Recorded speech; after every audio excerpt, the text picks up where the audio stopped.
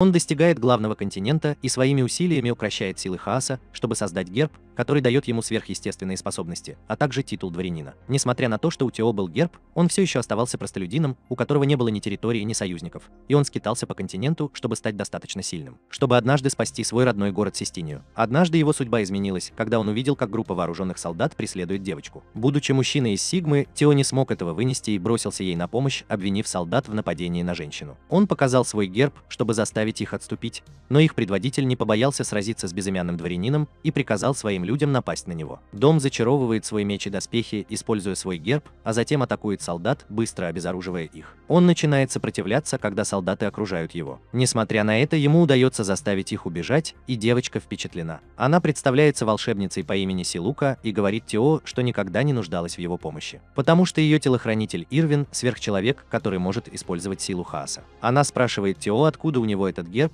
и он отвечает, что создал его сам, чтобы спасти свою родину от Хаоса. Силука впечатлена и думает, что у него есть потенциал, но она также знает, что он настолько слаб, что сейчас не может управлять даже маленькой деревней. Поэтому она решает ускорить его обучение и вызывает двурукого демонического пса с помощью магии. Она говорит Тео победить его и поглотить его Хаос, чтобы сделать его герб сильнее. Он кричит, что у него даже нет страховки, но все равно достает меч, чтобы сразиться с демоном лицом к лицу. Он вслепую наносит удар демону, который хватает его меч и дергает его за собой, как будто это другой вид мяса. Демон отбрасывает его прочь, но как раз в тот момент, когда он собирается откусить ему голову, Тео каким-то образом пронзает его сердце и побеждает его. Он все еще дрожит, когда встает на ноги, а затем опускает руку в энергию Хаоса, высвобождающуюся из тела демона, чтобы поглотить ее. Сиука теребит свой эволюционировавший герб и говорит Тео, что теперь он силен как рыцарь и может заключить контракт с одним из них. Волшебник. Она не дает ему ни единого шанса отвергнуть ее ухаживание и немедленно присягнуть ему на верность как своему волшебнику. Тео считает, что заполучить симпатичного волшебника неплохая сделка, и тогда Сиука говорит ему, что теперь они готовы отправиться в бой. Дворянин, который ранее послал своих солдат атаковать Сиуку, получает сообщение о том, что рыцарь по имени Тео требует, чтобы он отдал свою землю и свой герб.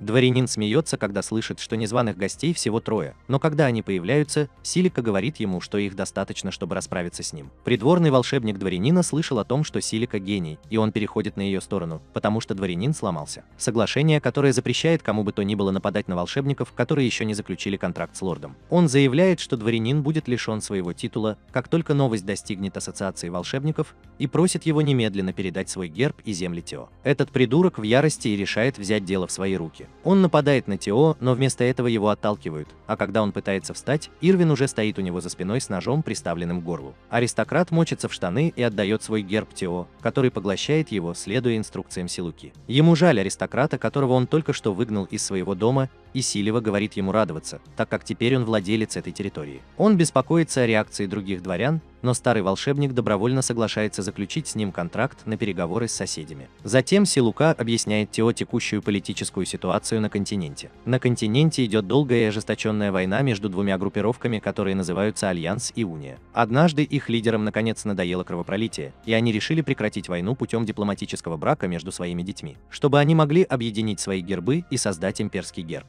Герб, который положит конец эпохи Хаоса раз и навсегда. Все были рады принять участие в этой исторической свадьбе, и Силука тоже была гостьей. Однако, когда жених и невеста шли по проходу, она заметила, что у алтаря творится хаос. Она бросилась к проходу и остановила пару, а затем бросилась на сцену, чтобы рассеять хаос. Прежде чем она успела что-либо предпринять, Ирвин, который в то время был телохранителем невесты, задержал ее, и к тому времени, когда она начала объяснять, что она делает, было уже слишком поздно. Хаос сосредоточился в одной точке, и церковь внезапно стала темнее, чем мое будущее, и из тьмы появился повелитель демонов. Повелитель демонов заточил лидеров двух фракций в тюрьму, и они использовали силу своих гербов, чтобы сразиться со своим заклятым врагом. Объединенная сила их гербов ничего не смогла сделать против повелительницы демонов, которая убила их всего одним ударом своего меча. Трагическая смерть двух лидеров разрушила браки их детей, и две группы снова стали врагами. С момента той трагедии прошло всего несколько месяцев, и Силика направлялась на встречу с Луноблом, который подписал с ней контракт. В сопровождении Ирвина, который решил посвятить себя, он сам пришел к ней, чтобы искупить свои ошибки на свадьбе. Именно тогда солдат попытался напасть на нее, и Тео пришел ей на помощь. Затем она сообщила ему, что большинство дворян в этом районе принадлежат к Альянсу, но она хочет, чтобы он присоединился к Союзу, потому что таким образом он сможет закрепить свои завоевания. У Тео начинается мигрень, так как он не может понять ее планов, но Сиука уверяет его, что все будет хорошо, потому что она рядом, на его стороне. Сиука понимает, что Тия не создана для того, чтобы быть правительницей, и берет официальные обязанности в свои руки. Она узнает, что все соседние лорды присматриваются к их территории, полагая, что свергнуть нового лорда не составит труда. Она разрешает Ирвину патрулировать границы и решает призвать демона-кота, который поможет ей передать послание ее подруге Ахилле. Вскоре после этого Тео наносит ей визит, чтобы спросить, с какой целью она пытается помочь ему. Силига отвечает, что устала от дворян, которые только жаждут власти и позволяют людям страдать из-за своей жадности. Она утверждает, что является большой поклонницей легендарного героя Леона, который был послан, чтобы восстановить порядок в мире, охваченном хаосом. Силика верит, что Тео обладает теми же качествами и идеалами, что и легендарный герой, поэтому она решила служить ему. Что касается ее, то она просто хочет получить шанс доказать свои способности без того, чтобы высокомерные дворяне ограничивали ее на каждом шагу. Несколько дней спустя амбициозный дворянин направляется к замку Тео со своей армией, и Силива говорит ему, что ему даже не нужно сражаться, потому что ее друг это уже здесь. Они выходят на улицу, чтобы поприветствовать Ацелу, которая когда-то была Силикой старшей в Академии магии, но провалила экзамены и теперь служит наемником-сверхчеловеком. А Шейла действительно рада видеть свою подругу, но когда она узнает, что у лорда, которому она решила следовать, нет ничего, кроме высоких идеалов, она чувствует жалость к ней. После этого Селука, Ахилла и Ирвин стоят на передовой, когда начинается битва, в то время как Тева просто стоит у ворот. Все они бегут вперед, чтобы встретить нападающих лицом к лицу. Сиука заманивает нескольких солдат в ловушку между каменными стенами, а затем Пикачу выбивает из них все дерьмо, призывая молнию. Внезапно волшебник вражеской знати нападает на нее сзади. Стилука каким-то образом отошла в сторону, чтобы избежать критического удара, и когда она смотрит на волшебника, который отменяет свое заклинание невидимости, она обнаруживает, что он один из ее старших учеников в Академии. Он планирует взять ее в заложницы, чтобы быстро закончить битву, но Селука не желает сдаваться и вступает с ним в ближний бой. Они оба быстро выматываются, и тогда Тео прибег на помощь Селуке, потому что она здесь в невыгодном положении. Он заявляет, что это была его битва за первое место, и нападает на вражеского волшебника. Тео удается загнать его в угол и ранить, но волшебник не готов сдаваться и бросается на него со всей оставшейся силой. С другой стороны, Ахилла может надрать врагу задницу благодаря своим толстым бедрам. Однако предводитель вражеских солдат намеренно держится от нее на расстоянии, чтобы потянуть время. Ахилла понимает его хитрость и решает напасть на него первой. Вместо того, чтобы просто убить его, она подкарауливает его и целует, прежде чем попытаться задушить. Я не говорю, что ревную, но счастливый ублюдок не хочет умирать, пока мамочка душит его, поэтому он хватает ее и приказывает своим солдатам проткнуть ее насквозь. Проходя сквозь него, Эшелла бросает его и защищается от солдат, давая мальчику достаточно времени, чтобы убежать от нее. Похоже, она прониклась к нему симпатией и кричит, чтобы он встретился с ней после окончания битвы. Недалеко от нее Ирвин столкнулся с наемниками, нанятыми вражеским дворянином. Он быстро расправляется с ними, используя свои навыки убийцы. Но лидер наемников использует свою особую способность и превращается в человека из стали. Ирвин не может повредить свою толстую кожу, поэтому он продолжает уклоняться от атак, пока не видит окно, которое может ударить его по глазам. Вражеский дворянин решает встретиться с Ирвином лицом к лицу, но прежде чем он успевает атаковать, появляется Тео с вражеским волшебником, который был схвачен. Дворянин оглядывается по сторонам, а затем начинает смеяться как сумасшедший, прежде чем сдаться. Затем он добровольно соглашается стать подчиненным Тео, потому что понял, что общение с таким настоящим крутым парнем, как он, послужит ему лучше, чем что-либо другое. Тео принимает благородного Ласика как своего подчиненного и получает его герб,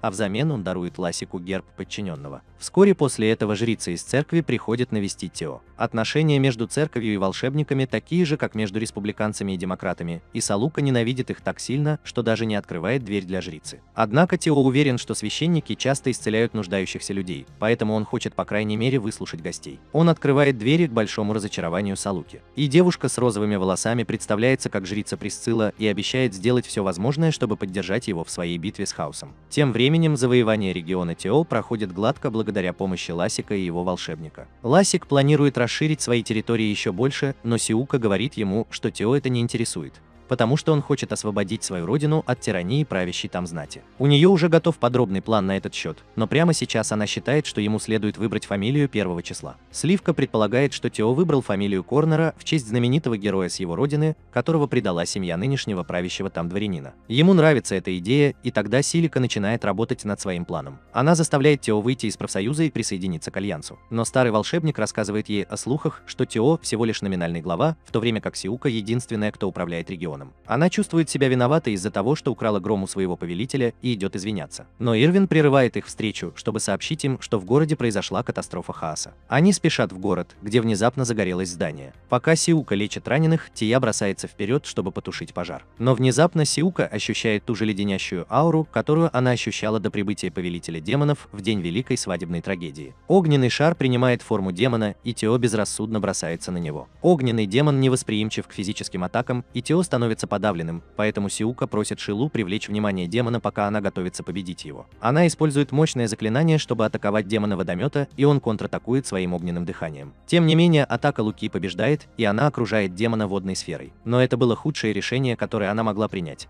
потому что после смерти демон внезапно взрывается и повсюду разлетаются обломки. Силика думает, что с ней покончено, но в последний момент появляется Тео и прикрывает ее от летящих обломков. Она теряет сознание и просыпается на следующее утро рядом с Эшелой. Как только она узнает, что Тео все еще борется с последствиями взрыва, она бросается к нему, но обнаруживает, что его травмы более серьезны, чем у нее. Итак, Лупа оказывает ему первую помощь в знак благодарности за то, что он защитил ее. Она рассказывает, что старший волшебник отчитал ее за то, что она навязала ему свои планы, но Тео благодарен ей за все, что она делает, и говорит, что именно она показала ему, как правильно поступать. Вскоре король региона объявляет войну Тео из-за его растущей силы, и Селевк советует ему собрать всех независимых дворян региона под свои знамена, чтобы дать отпор. Приближается день войны, а Чете не получил никакого ответа от знати, и с ним только его старые союзники. Ночью люди, которых он недавно спас от огненного демона, приходят к нему на помощь и заявляют, что готовы сражаться и умереть за своего повелителя. Тео испытывает противоречивые чувства, позволяя им сражаться, но Селига говорит ему, что он должен уважать желания своего народа. Тео принимает ее слова и использует свой герб, чтобы создать голографический флаг в небе, призывая своих людей сражаться вместе с ним. Флаг падает на его союзников, и у них на груди выгравирован его знак, означающий, что они находятся под защитой и благословением своего Господа. Война начинается на следующий день, а армия Тео по-прежнему значительно превосходит силы короля численностью. Он храбро ведет их за собой, и каждый использует свои навыки, чтобы стереть вражескую армию в порошок. Король решает отправить свои резервные силы на фронт, видя, что его армию оттесняют назад,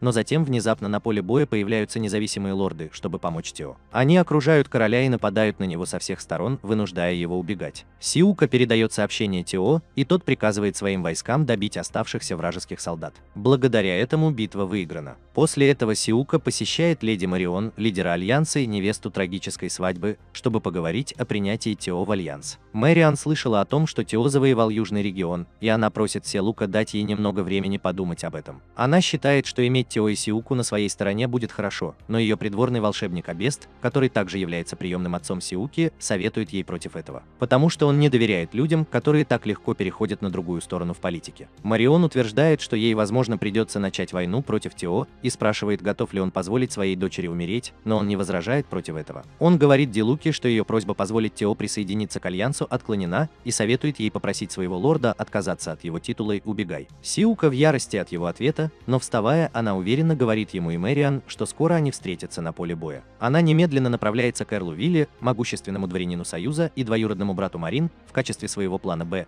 но он отказывается даже встретиться ее, потому что он тот самый похотливый лорд, с которым у нее должен был быть контракт, но она бросила его ради другого хозяина. Он просит своего придворного волшебника передать Селевке, что он не планирует вступать в союз с Тео, потому что в этом нет его заслуги. Силика возвращается с пустыми руками и сообщает Тео и другим, что Мариан и свергнутый король скоро нападут на них, и ее армия будет уничтожена. Примерно в 5 раз больше, чем у них. Тео заявляет, что даже если они проиграют, они устроят им адский бой, и его союзники готовы следовать за ним до конца. Вскоре силы Альянса прибудут в их замок, а наемники под командованием Эшеллы не смогли нанести им никакого урона. Рыцари Альянса используют свои плазменные арбалеты, чтобы разрушить стену замка, и Ашила бросается на него в ближнем бою. Она убивает нескольких рыцарей, отражая их плазменные стрелы, но когда она отступает, одна стрела попадает ей в критическое место. Селия слышит вздох своей подруги и плачет, так как верит, что Ахилла умрет, но жрица Присцилла прибывает туда, чтобы вернуть ее с порога смерти. Пока она залечивает свои раны, Сулука выбегает наружу, чтобы помочь своим солдатам. Тия уже держит ситуацию под контролем, и когда рыцари Альянса ломают ворота и входят в замок, он приказывает закрыть второстепенные ворота, прежде чем атаковать рыцарей со всех сторон. Видя, что они окружены, рыцари отступают, но затем Тео получает плохие новости о смерти одного из его верных союзников.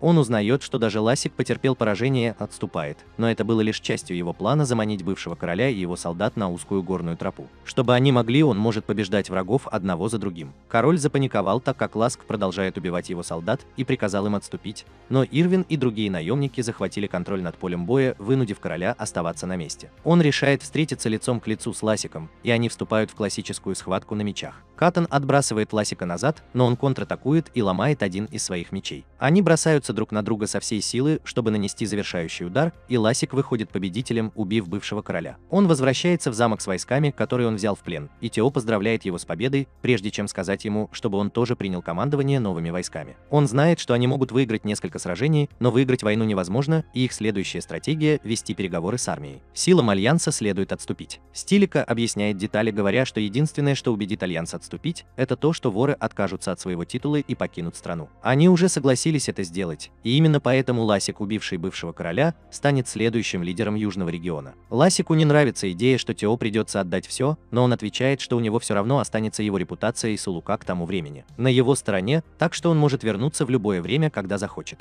Однако, когда Сулука отправляется на переговоры об окончании войны, ее мудак-папаша говорит, что они не отступят, пока не получат голову Тео. Она возвращается и сообщает всем об условиях, и все отказываются приносить Тео в жертву. В то же время Албест сообщает Мэриан и рыцарям, что Тео предложил условия мирной капитуляции, но они отказались. Рыцари считают, что это было правильное решение, и они хотят победить Тео и его армию, чтобы сохранить свое лицо. Марион считает, что граф Виллер может напасть на них сзади, если они выставят слишком много своих солдат на передовую. Но рыцари уверены, что он не нападет на них с тех пор, как он отказался помочь Силуке ранее. Она велит рыцарям поступать так, как им заблагорассудится, и на следующий день большая часть ее войск атаковала замок Тео, в то время как она осталась только со 100 стражниками. Именно этого момента ждал Вилар, и его солдаты напали на Марион, когда ее меньше всего охраняли. Товарищи по Альянсу немедленно отступают, чтобы защитить свою леди, а Салука так счастлива, что они в безопасности, что не может удержаться от охоты на Тео. Все наслаждаются вкусом своей победы, а позже они узнают, что Ацела выжила благодаря исцелению Присциллы. Позже Тия проводит собрание, чтобы рассказать всем, что союзники по Альянсу отступили навсегда, понеся слишком много потерь, и теперь они могут расслабиться. Стилипик говорит ему, что они должны поблагодарить за это Виллу, но он не является их союзником ни при каких обстоятельствах, и им, возможно, придется сражаться он следующий. Заговори о дьяволе, и Вилар появится на собрании вместе со своим придворным волшебником. Он приветствует Тео, который благодарит его за помощь, а Вилар говорит ему не обращать на это внимания, так как он давно хотел отомстить Марион. Силука также извиняется перед ним за то, что разорвала свой контракт с ним раньше, но он отвечает, что она должна вернуться к нему сейчас,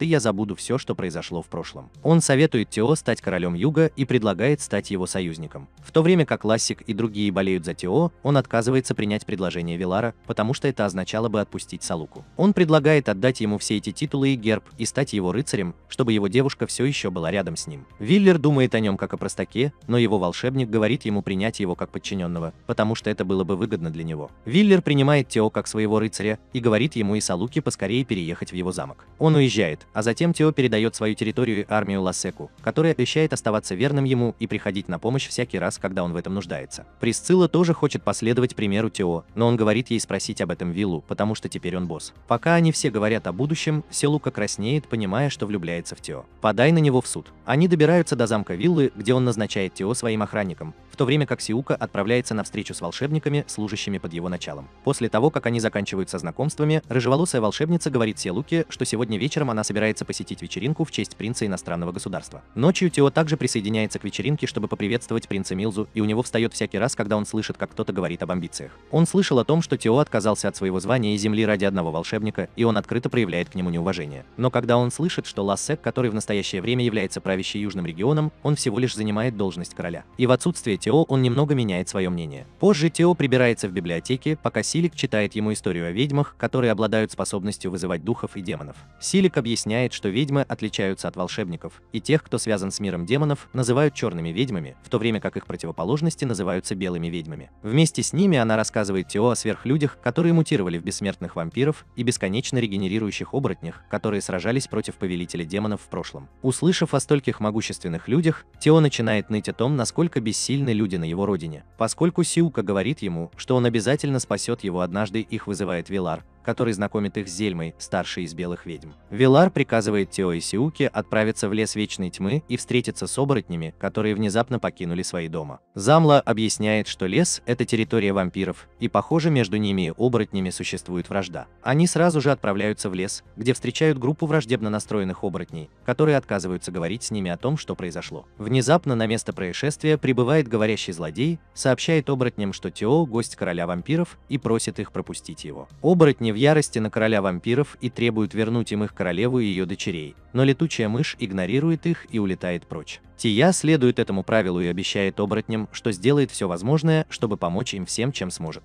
Вскоре они добираются до замка короля вампиров, где он рассказывает, что черная ведьма по имени Яна похитила королеву оборотней. Он не планирует вмешиваться в их битву и заявляет, что больше не является союзником ни оборотней, ни знати. Король вампиров заявляет, что все дворяне, носящие герб, теперь являются его врагами, и он хочет погрузить мир в хаос, с которым он когда-то боролся. Он утверждает, что если дворяне объединятся и создадут печать императора, они навсегда изгонят хаос, а сверхлюди потеряют свои силы. Король вампиров станет обычным человеком, а он этого не хочет. Стилика считает, что именно он был ответственен за то, что выпустил короля демонов на волю во время свадебной трагедии, но ее слова не так подействовали на короля вампиров. Тео готов сразиться с ним, но вампиру это не интересно, и он уходит, но не раньше, чем расскажет им о местонахождении королевы оборотней. Тео и Сулука спешат в район, где королева оборотней сражается с черной ведьмой Яной, чтобы защитить своих дочерей. Ведьма хочет убить королеву и использовать ее в качестве жертвы, чтобы вызвать повелителя демонов, и она на грани того, чтобы это сделать. К счастью, Тео прибывает туда прежде, чем она успевает прикончить королеву, и противостоит ведьме, которая в ярости от осознания того, что король вампиров бросил ее на произвол судьбы. Сражайся с ними в одиночку. Она считает, что они ей не равня, и посылает своих горгулей сражаться с ними. Сиука использует магию молнии, но этого недостаточно, чтобы остановить приближение горгулей. Тео побеждает того, кто напал на него, а затем немедленно отправляется спасать Сиуку. Тем временем Ианна готовит свою последнюю атаку и направляет свой заряженный Нимбус 3000 в сторону Тео. Сиупа пытается заблокировать его своим магическим барьером, но атака проходит сквозь него, и Тео едва успевает защититься. Он использует свой герб, чтобы зачаровать свой меч и отразить атаку, в результате чего тот попадает в крышу. Оборотень Хинин видит этот шанс и нападает на Яну после трансформации, но это был всего лишь подвиг,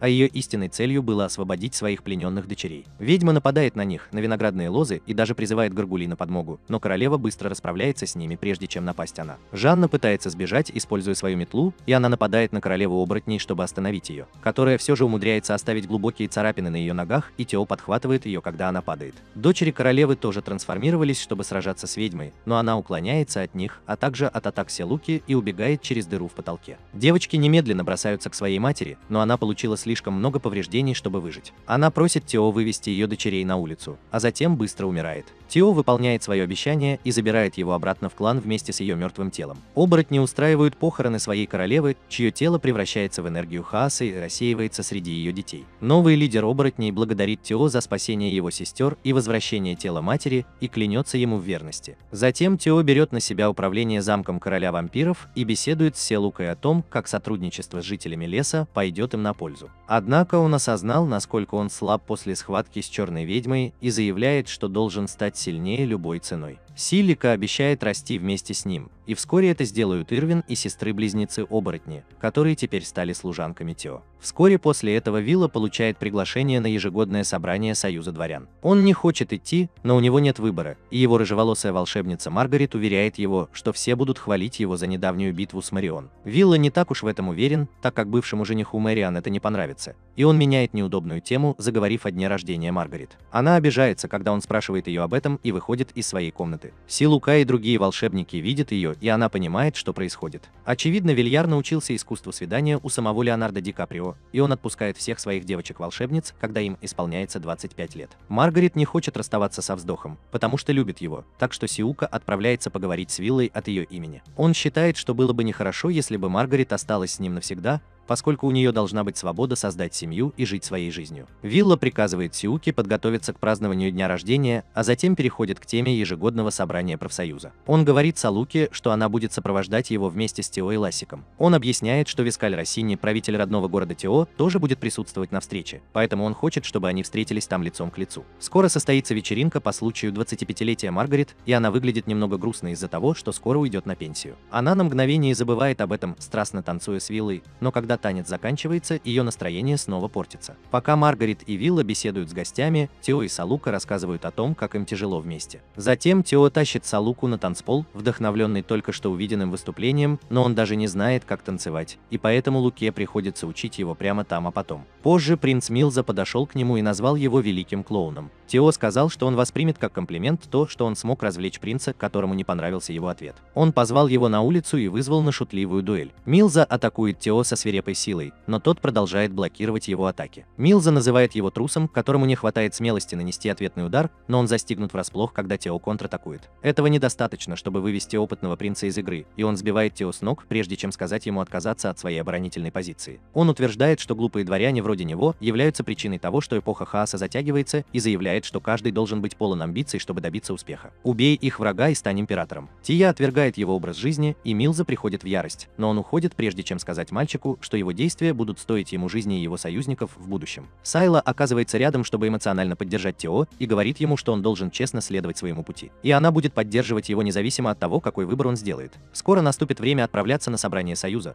но у Виллы и его союзников также есть планы по завоеванию территорий, которые находятся рядом. Между ними и местом встречи во время их путешествия. Они добираются до соседнего королевства, где некоторые дворяне переходят на их сторону, в то время как другие остаются на стороне своего короля. Ласик возглавляет армию, и Сулука просит его позволить Тео позаботиться об одном из выдающихся независимых дворян, в то время как Милза уходит одна, чтобы победить правых короля. Подручный. Он врывается прямо во вражеский замок и приказывает дворянину и его людям отдать ему свои гербы и земли. Он дает им 3 дня на то, чтобы собрать вещи и уехать, и обещает убить любого, кто задержится дольше этого срока. Дворянин смеется над ним, думая, что он сумасшедший, и приказывает своим людям убить его. Мильза окружен врагами, и когда дворянин нападает на него, он легко обезоруживает его и убивает, прежде чем тот успевает попросить пощады. Остальные дворяне нападают на него, но Мильза быстро справляется с ними и впитывает их энергию хаоса в свой герб. Он оставляет одного свидетеля и говорит ему тихо передать землю, когда Ласси придет сюда. Возвращаясь в лагерь, он задается вопросом, как Тео поступит с доверенным ему дворянином. С другой стороны, Тео вступил на территорию дворянина, с которым он должен сражаться, после долгого обсуждения с Селевкой их наилучшего хода. Все в городе слышали о его победе над рыцарями Альянса, и они следуют за ним, когда он отправляется на встречу с благородным Лавином. Лавин говорит ему, что не собирается сдаваться силам Союза, и просит его отступить. Тео говорит ему, что даже если он вернется с пустыми руками, Ласик и его армия вскоре начнут штурм этого города и возьмут его силой. Он просит Левина сразиться с ним за пределами замка, чтобы его люди не попали под перекрестный огонь. Будучи мудрым и компетентным правителем, Левин соглашается на предложение Тео, потому что он никак не может помешать тому, чтобы его территория перешла к силам Союза. Его люди не хотят, чтобы он сражался в одиночку, и они убеждают его, что последуют за ним, куда бы он ни пошел. Они были тронуты их преданностью и сказали Ладвину, что он должен ценить своих людей больше, чем верность Альянсу. Он немного подумал об этом, а затем решил перейти на другую сторону и присоединиться к Союзу, чтобы продолжать руководить своим народом. Он также открыто восхищается Тео, говоря, что он человек с великими идеалами и что каждый дворянин должен быть больше похож на него. Ладвин клянется в верности Тео, обещая быть на его стороне, когда он в конце концов вернет свой титул и земли. В городе вывешивают флаги Союза рядом со своими собственными, а Салука восклицает, что Тео превзошел ее ожидания, заставив Ладвина сдаться слишком быстро. На главном поле битвы Лассик побеждает короля страны,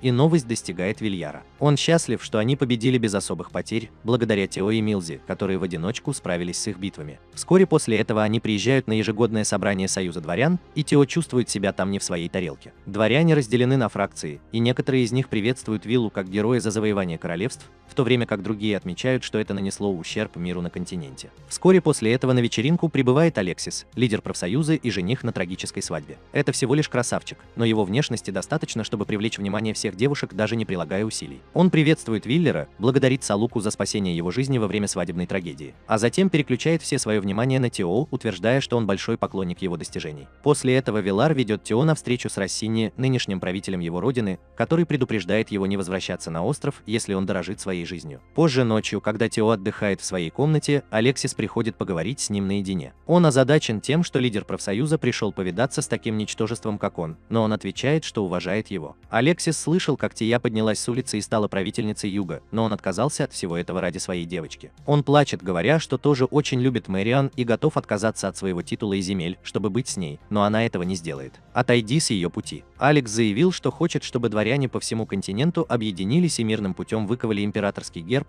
который сможет навсегда изгнать хаос из мира. Тео тронут его словами и обещает сделать все возможное, чтобы осуществить его мечты и помочь ему воссоединиться с Мэриан. Алексис благодарит его и просит перед отъездом найти счастье с Сиукой. Когда он собирается сесть в свой экипаж, Эрвин понимает, что на них напали, и предупреждает всех. Сиу блокирует несколько стрел своей магической стеной, прежде чем нападающие нападут на Алексиса. Близнецы-оборотни превращаются и уничтожают нападающих одного за другим, в то время как Тео и другие охранники также сдерживают их. Когда один из нападавших падает, Тео замечает метку Россини на его голове и замечает, что теперь он не более чем марионетка. Он понимает, что нападавшие охотятся не за Алексом, а за ним, и он борется за свою жизнь. Итак, Лука вот-вот получит удар ножом от врага, но кошка-демон, прячущаяся в ее тени, выходит, чтобы спасти ее. Когда со всеми нападавшими покончено, Ирвин докладывает Сиелуке, что пока он расправлялся с вражескими снайперами, он сражался с наемным убийцей, которому удалось ускользнуть от него. Вскоре после этого Алексис уходит, все еще виня себя в покушении на убийство. Тео знает, что он был настоящей целью, а Селевка замечает, что поскольку Алексис был замешан в этом, дни Россини сочтены. Она верит, что его по крайней мере выгонят из профсоюза, и у них скоро появится шанс сделать свой ход. На следующий день Тео сообщает Вилле о покушении на убийство и о том, что Алексис все еще влюблен в Мэриан. Он рад услышать о втором событии и рассказывает историю о том, как Алексис и Мэриан полюбили друг друга. Они учились в академии и однажды встретились, когда Алексис восхищалась красотой камней на дороге. В тот момент, когда он увидел Мэриан, он влюбился в нее так сильно, что заново открыл для себя силу притяжения. Он отправил ей сотни любовных писем и создал прекрасный дизайн из роз в ее саду, прежде чем она наконец начала уделять ему немного внимания. Чтобы отблагодарить его, Марион отправилась на бал-маскарад, где какой-то случайный парень попытался дотронуться до нее. Когда она столкнулась с ним лицом к лицу, он стал агрессивным, а когда Алексис пришел защитить свою девушку, он был нокаутирован одним ударом. Марион была тронута его жестом и отвела его в свою комнату, где они узнали, что принадлежат к враждебным семьям. Зная, что у них нет никакой возможности быть вместе, они поцеловались, прежде чем Марион навсегда ушла из его жизни. Из-за этого она долгое время пребывала в депрессии, и ее слуги отвели ее к Алексис, которая учила петь детей из бедных семей. Она призналась ему в своих чувствах и заявила, что несмотря на вражду между их семьями, когда-нибудь они поженятся. Вилар говорит, что это полная правда, и в то время он поддерживал их брак. Вскоре после этого проводится конференция дворян, и они в первый раз изгоняют Россини из Союза. Далее дворянин обвиняет Вилара в том, что он затеял ссору с Мэриан и уменьшил шансы на мирное стечение обстоятельств.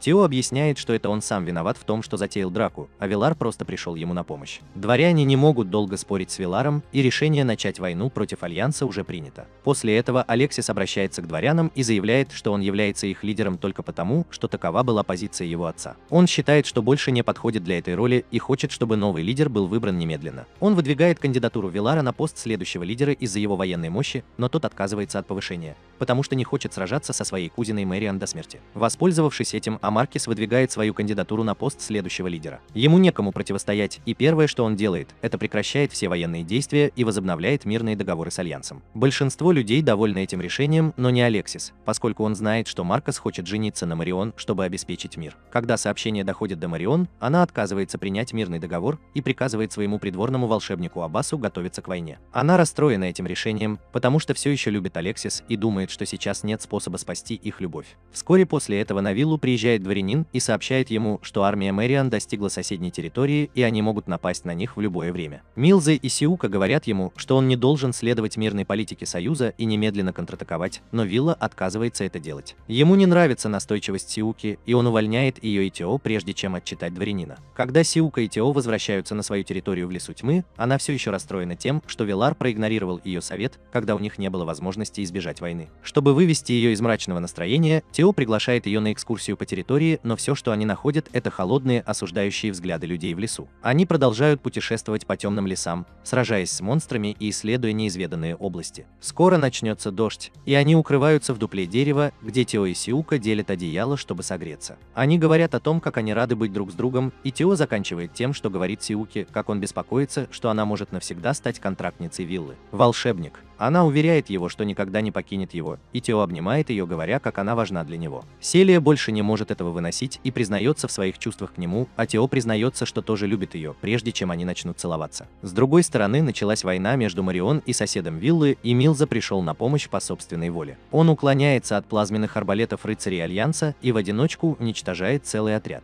Марион удивлена, увидев кого-то его калибра, и позже при посредничестве своих рыцарей она соглашается нарушить военные договоры. Используя искусственный яд Хааса для захвата вражеской крепости. Ее рыцари ошеломлены ее решением, но она заявляет, что они не могут позволить себе проиграть эту войну. Она посылает Эйпса создать в море яд Хааса, одновременно приказывая своим слугам отправить сообщение Милзе. Эйпс создает яд Хааса, а затем посылает его ветром в сторону вражеской крепости. Яд поглощает крепость и делает всех солдат неспособными сражаться. Мэриан и ее рыцари вскоре штурмуют этот район и убивают всех солдат, а также их предводителя, прежде чем поджечь крепость. Милза наблюдает за односторонней резней издалека и находит это довольно забавным. Внезапно к нему подходят слуги Морен и приглашают его познакомиться с ней. Он принимает приглашение, но велит слугам привести Мэриан к ней. Милза решил покинуть виллу, потому что у него нет амбиций объединить континент в единое целое, и теперь он хочет поддержать Мэриан. Вскоре она приезжает к нему навстречу и просит его поддержать альянс в объединении континента. Милза спрашивает ее о ее отношениях с Алексисом, и он знает, что Мэриан лжет, когда утверждает, что у них все кончено. Он говорит ей, что присоединится к альянсу только при одном условии, если она переспит с ним сегодня ночью. Марион принимает его условия, говоря ему, что это продлится только одну ночь, и что она никогда не будет принадлежать ему, несмотря ни на что. У Милзы нет никаких проблем с этим, и Марион позволяет ему поступать с ней по-своему ради своих амбиций, и теперь она официально принадлежит улицам. Вскоре после этого Марион будет готова вступить на территорию виллы. Аль-Буси рассказывает ей, что Милза убил своего отца, стал королем своей страны и официально решил присоединиться к альянсу. Вилла также готовится встретиться с ней лицом к лицу, и он призывает всех своих союзников объединить усилия с ним. Его волшебники замечают приближение Милзы и его флота военных кораблей,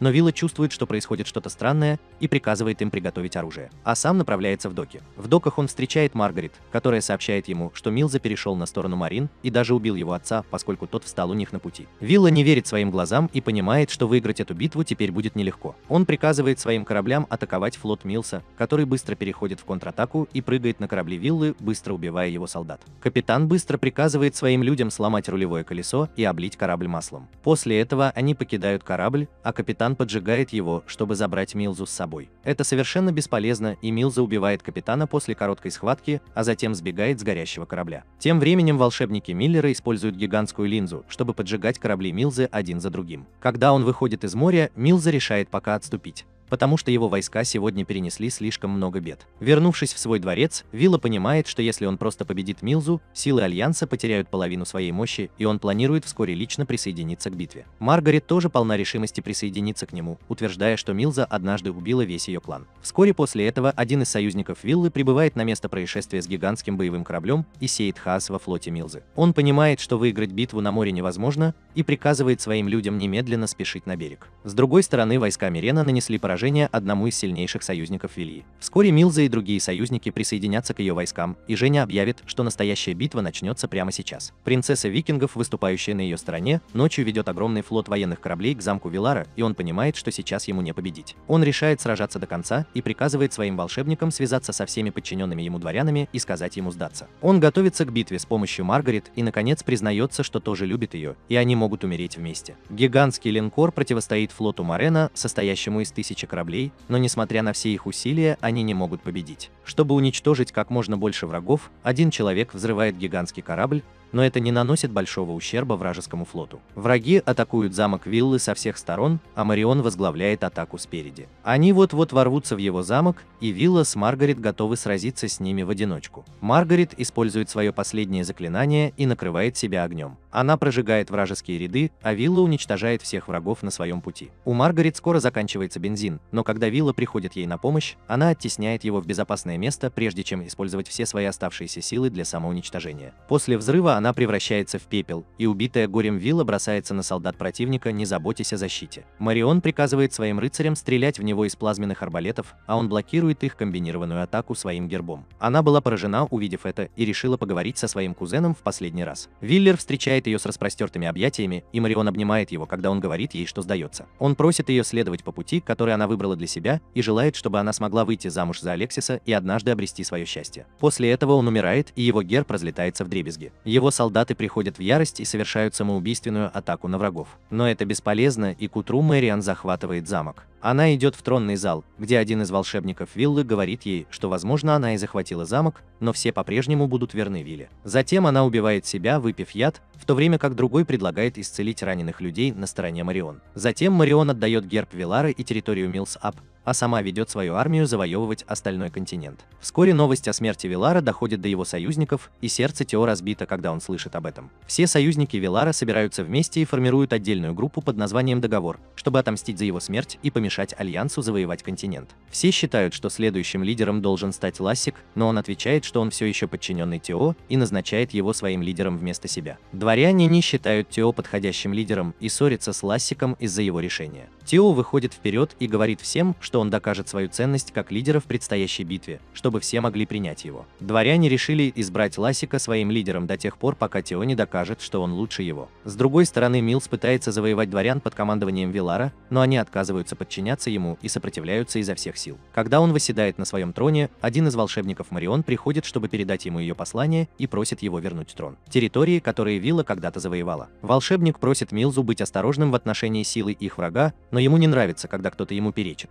Вскоре Милза ведет свою армию против врагов и побеждает их. Брат Виллы, который командует армией, решает отступить и заманивает Милзу следовать за ним туда, где его ждет Лассик со своей армией. Лассик и Милза действительно горят желанием сразиться друг с другом и опередить свои армии. Они обмениваются мощными ударами, и вскоре их армии вступают во вторую битву. Лассик получил некоторый урон и сразу же начал флудить, но ему также удалось ранить Милзу, который понял, что он был единственным человеком, достаточно сильным, чтобы противостоять ему. Он считает, что сейчас они находятся в невыгодном положении и решает отступить с поля боя. С другой стороны, Мэриан добралась до территории Тео, и она, Локи, сожалеет, что не позволила ему присоединиться к Альянсу в прошлом. Она думает, что у него сейчас нет сильной армии, но она все равно не хочет сражаться против него и Салуки, несмотря на то, что они ее заклятые враги. Марион хочет поговорить с Тео в последний раз перед началом битвы и просит своего волшебника отправить ему сообщение. Тео вскоре получает сообщение и задается вопросом, о чем Марион хочет поговорить, когда нет никакой возможности избежать драки между ними. Сиука замечает, что, возможно, он ей понравился, и именно поэтому встреча была личной, а не политической. Тео понимает это и соглашается встретиться с ней, потому что ему тоже есть что ей сказать. Сиука тоже хочет встретиться со своим отцом в последний раз, потому что, несмотря на то, что он мудак, он все еще ее отец. Они заходят в палатку Марион, чтобы встретиться с ней, и Сиука обнимает своего отца, прежде чем начать разговор. Марион пожимает руку Тео и говорит ему, что слышала о нем много замечательного. Он отвечает, что до него доходило много неприятных слухов о ее манере драться, и замечает, что лично она кажется другой. Он рассказывает, что ты однажды встречался с Алексис, и что он все еще любит ее всем сердцем. Тия хочет, чтобы они воссоединились, но Мэриан отмахивается от его слов, прежде чем сказать ему, что Вилла тоже сказал ей то же самое перед смертью. Затем она заявляет, что и она, и Алексис были слишком наивны, и единственный способ положить конец эпохи хаоса – это завоевать континент с помощью войны. Она готова пролить столько крови, сколько потребуется для этого, и говорит Тео, что не хочет сражаться с ним, но мы вернем себе эту территорию любыми средствами. На этом встреча заканчивается, и когда Тео возвращается в свой замок, он заявляет, что Мэриан все еще любит Алексиса, и он хочет снова свести их вместе. Столица отвечает, что для этого потребуется чудо, и он полон решимости сделать так, чтобы чудо произошло. Его слова застают ее врасплох, но то, что Тео делает дальше, совершенно сбивает ее с толку. Он целует ее на глазах у всех своих солдат, и Силика краснеет, когда говорит ему, что это было неподходящее место и время для этого. Тео отвечает, что он намеренно поцеловал ее на глазах у своих солдат, которые не полны решимости сражаться ради своего лорда. «Люблю». Солдаты начинают скандировать, и Сиука понимает, что Тео хотел спровоцировать Мэриан на размышления о ее любви к Алексису. Его уловка срабатывает, и Мэриан разочарована, но затем она получает известие о том, что один из друзей Вилара разгромил силы викингов, поэтому она вынуждена немедленно отступить. Новость доходит до Тео, и Сиука говорит ему, что поскольку они больше не находятся в зоне боевых действий, пришло время для ему нужно добраться до своей родины и взять ее под контроль. Он считает, что это слишком разочаровывает. Но Сиука говорит ему, что если он хочет помочь Алексис и Марион воссоединиться, его ранг и полномочия должны быть равны их. Именно поэтому она хочет, чтобы он вернул свою родину, стал лидером своих союзников и заставил весь континент признать его власть. Тео принимает ее предложение и сообщает об этом Лассику, но его волшебник считает, что победить Россини с теми солдатами, которые есть у Тео, практически невозможно. Лассику нравится этот план, и он думает, что победив Россини и завоевав свою родину, Тео сможет доказать знати, что он достоин быть их лидером.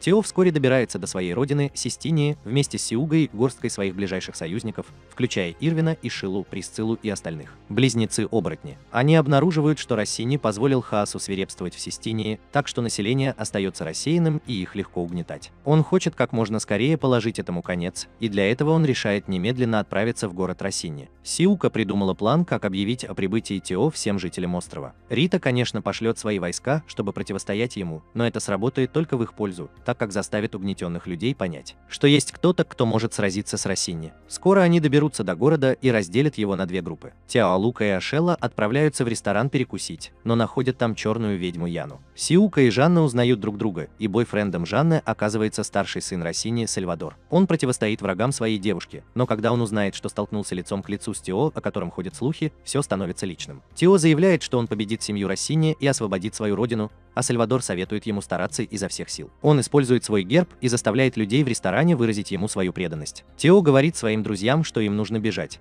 потому что все люди, которые приняли герб Сальвадора, потеряли рассудок, но он не хочет причинять им вреда. Сиука использует волшебную светошумовую гранату, чтобы ослепить всех, создавая шанс на побег. Все собираются в назначенном месте, и Ирвин сообщает Тео, что он видел, как несколько рыцарей искали его по всему городу. Силика заявляет, что их миссия по распространению имени Тео уже увенчалась успехом, а затем она переходит к следующему шагу, который заключается в объезде близлежащих городов и деревень, чтобы соберите людей, чтобы поднять восстание против Россини. Это легче сказать, чем сделать, потому что жители деревни привыкли терпеть оскорбления от солдат Россини. Они отказываются помогать Тео в его восстании, говоря ему, что все, кто пытался восстать против Россини, были убиты, и они предпочли бы быть на его стороне, принеся некоторые жертвы. Тео уходит с пустыми руками и рассказывает своим друзьям, что так всегда было с Систинией. Семья Россини правит своими гражданами со страхом и отчаянием, и из этого нет простого выхода. Тем временем Сальвадор собрал небольшую армию, чтобы убить самого Тео, и послал наемного убийцу предупредить жителей деревни, чтобы они не лгали ему. Когда на следующий день Тео добирается до деревни, его встречают враждебно настроенные люди, которые говорят ему, что соседняя деревня была сожжена из-за того, что он посетил их ранее. Они отказываются слушать его, даже когда он говорит им, что в этом виновата семья Россини, и они говорят им убираться восвояси. Убирайся, пока они не вызвали на него рыцарей. Когда Тео уводит своих друзей прочь, они задаются вопросом, действительно ли нет никого, кто помог бы им в революции. Силика предлагает им отправиться в деревню Тео, потому что там их наверняка кто-нибудь поймет. Его молчание говорит им все, что им нужно знать. Но Тео все равно ведет их в свою деревню, чтобы показать, через что ему пришлось пройти. Тео замечает свою подругу детства Ребекку недалеко от границы деревни, и она бежит к нему, но останавливается на безопасном расстоянии. Он просит ее собрать всех жителей деревни, потому что хочет поговорить с ними. Пока Тео беседует с жителями деревни о прошлом, Силука узнает от Ребекки, что отец Тео построил в деревне секретный склад, с помощью которого он помогал людям уклоняться от уплаты высоких налогов. Однажды кто-то донес на него, и солдаты Россини убили его, чтобы показать пример. Жители деревни даже не сопротивлялись, так что Тео долго держал на них обиду и покинул деревню, но теперь он утверждает, что оставил все позади. Он спрашивает жителей деревни, хотят ли они вечно жить под пятой Россини, и просит их восстать против него. Никто не отвечает, и Тео решает уйти, но Ребекка останавливает его и просит хотя бы навестить могилу отца. Тео соглашается и говорит Силуке и остальным подождать его. Ребекка продолжает весело рассказывать о том, как он продвинулся в жизни, и утверждает, что он действительно мог бы превзойти Россини, но Тео говорит ей перестать играть, потому что у нее это плохо получается. Он знает, что она работает на Россини, и он спрашивает ее, как они ей угрожали. Она отвечает, что ей не угрожали, а просто настучали на нее, чтобы она могла попасть в город. Ребекка не чувствует себя виноватой в том, что предала Тео, но он жалеет ее, потому что знает, как нелегко противостоять своим угнетателям. Он пытается убедить ее, что если все присоединятся к нему, они смогут победить, но когда она не принимает его слово, он просит ее рассказать жителям деревни, приходится спасаться бегством, потому что он уверен, что Россини накажет их после него. Тео в одиночестве отправляется на могилу своего отца, зная, что там его поджидают враги. А Ребекка бежит обратно в деревню, где работает Силука, пытаясь убедить всех присоединиться к ним. Она сообщает им, что Тео знал, что это ловушка, но он пошел прямо в нее, чтобы защитить их. Она просит их помочь ему, но этого недостаточно, чтобы убедить их. Однако подбегает Ребекка и просит всех помочь Тео, напоминая им, что Россини не простит их, даже если они сдадутся. Тем временем Тео отправляется навестить могилу своего отца,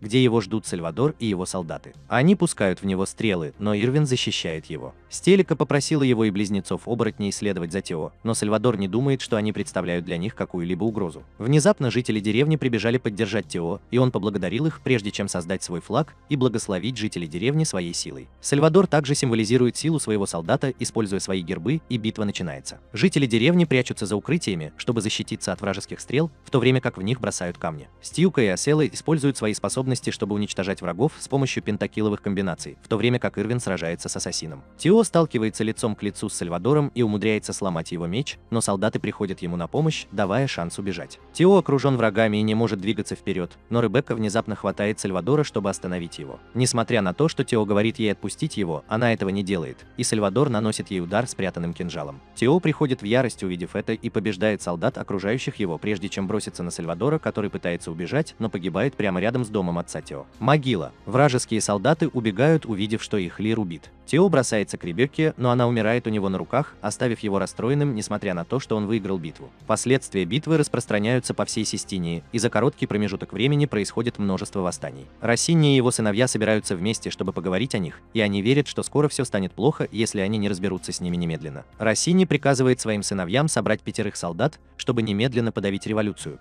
потому что он не хочет потерять еще одного сына из-за нехватки времени. Подготовка. Его старший сын берется за дело, чтобы подавить восстание и отомстить за Сальвадора, и он выходит из комнаты. Россини все еще кипит от ярости и клянется разрушить жизнь Тео за убийство его сына. С другой стороны, наемный убийца, работающий на Сальвадора, все еще охотится за Ирвином, чтобы осуществить свою личную месть. Черная ведьма Янна находит его и узнает о его миссии. Ассасин утверждает, что найти Ирвина в одиночку будет сложно, так как близнецы-оборотни всегда с ним. Известие о них натолкнуло Янну на некоторые идеи, и она заверила ассасина, что сможет заманить близнецов подальше, чтобы он мог спокойно сразиться со своим врагом. Она тоже хочет убить оборотней, а после этого планирует убить Тео и Селевку, потому что они обсуждали ее. Тем временем количество людей под началом Тео растет, и Эшелла обучает их тому, как правильно сражаться. Тео рад, что все больше и больше людей начинают восставать против Россини, и в будущем он планирует построить замок в своей деревне, чтобы они могли править ею с миром. Силка говорит ему, что до этого еще много времени, и вдруг Эрвин сообщает им, что второй сын Россини оставляет здесь огромную армию. Тео оставляет свою армию, чтобы встретиться с ними лицом к лицу. Стоя на поле боя, Ирвин и близнецы замечают своих смертельных врагов.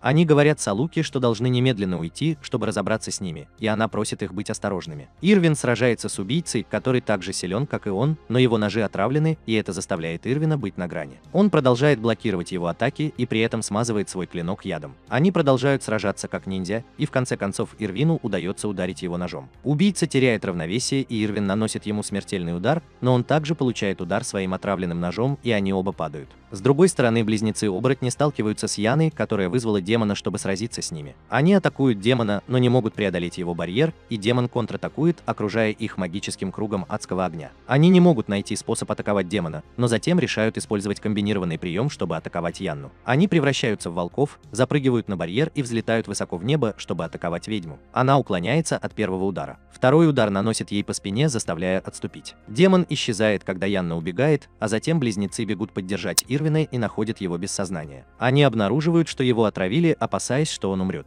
Однако Присцилла прибывает на место происшествия, заявляет, что не позволит ему умереть здесь, и исцеляет его, используя свой герб. На поле боя Тео смотрит на предводителя вражеских войск и говорит своим солдатам, что если они уничтожат его, власть Россини рухнет. Он поднимает свой флаг, а затем предоставляет свою защиту своим солдатам и жителям деревни, которые следуют за ним. Россини-младший также дарует своим солдатам проклятую силу своего герба, и битва начинается. Тео сражается с Россини-младшим и убивает его ученика, который является Шурой-триггером родительского комитета. Младший нападает на него, а Тео продолжает защищаться. Он одерживает верх в битве и ранит Россини-младшего, повергая его на землю. Его солдаты приходят, чтобы спасти его, но Тео легко справляется с ними. Младший встает и атакует, понимая, что Тео планировал измотать его с самого начала. Он обезоруживает его, а затем убивает, завершая бой. Солдаты Тео радуются своей победе, и он просит Селуку заставить выживших вражеских солдат сдаться. Как раз в этот момент Яна бросается на них с неба, намереваясь убить Тео в результате самоубийственной атаки. Она наносит ему свой самый мощный удар, но Селука быстро реагирует и контратакует своим самым мощным заклинанием. Их атаки нейтрализуют друг друга в небе, и Янна падает на землю и попадает в плен. Известие о смерти его сына доходит до Россини, который понимает, что уже проиграл битву. Он готов сдаться Тео, но он хочет, чтобы его оставшийся сын Джезель выжил любой ценой. Его сын заявляет, что он будет вести переговоры с Тео и попытается доказать, что он будет полезен ему и народу Систинии. Вскоре Тео прибывает в замок со своими солдатами, и Джезель выходит встречать его. Джезель заявляет, что сдастся, если будут сохранены жизни людей, служащих его семье,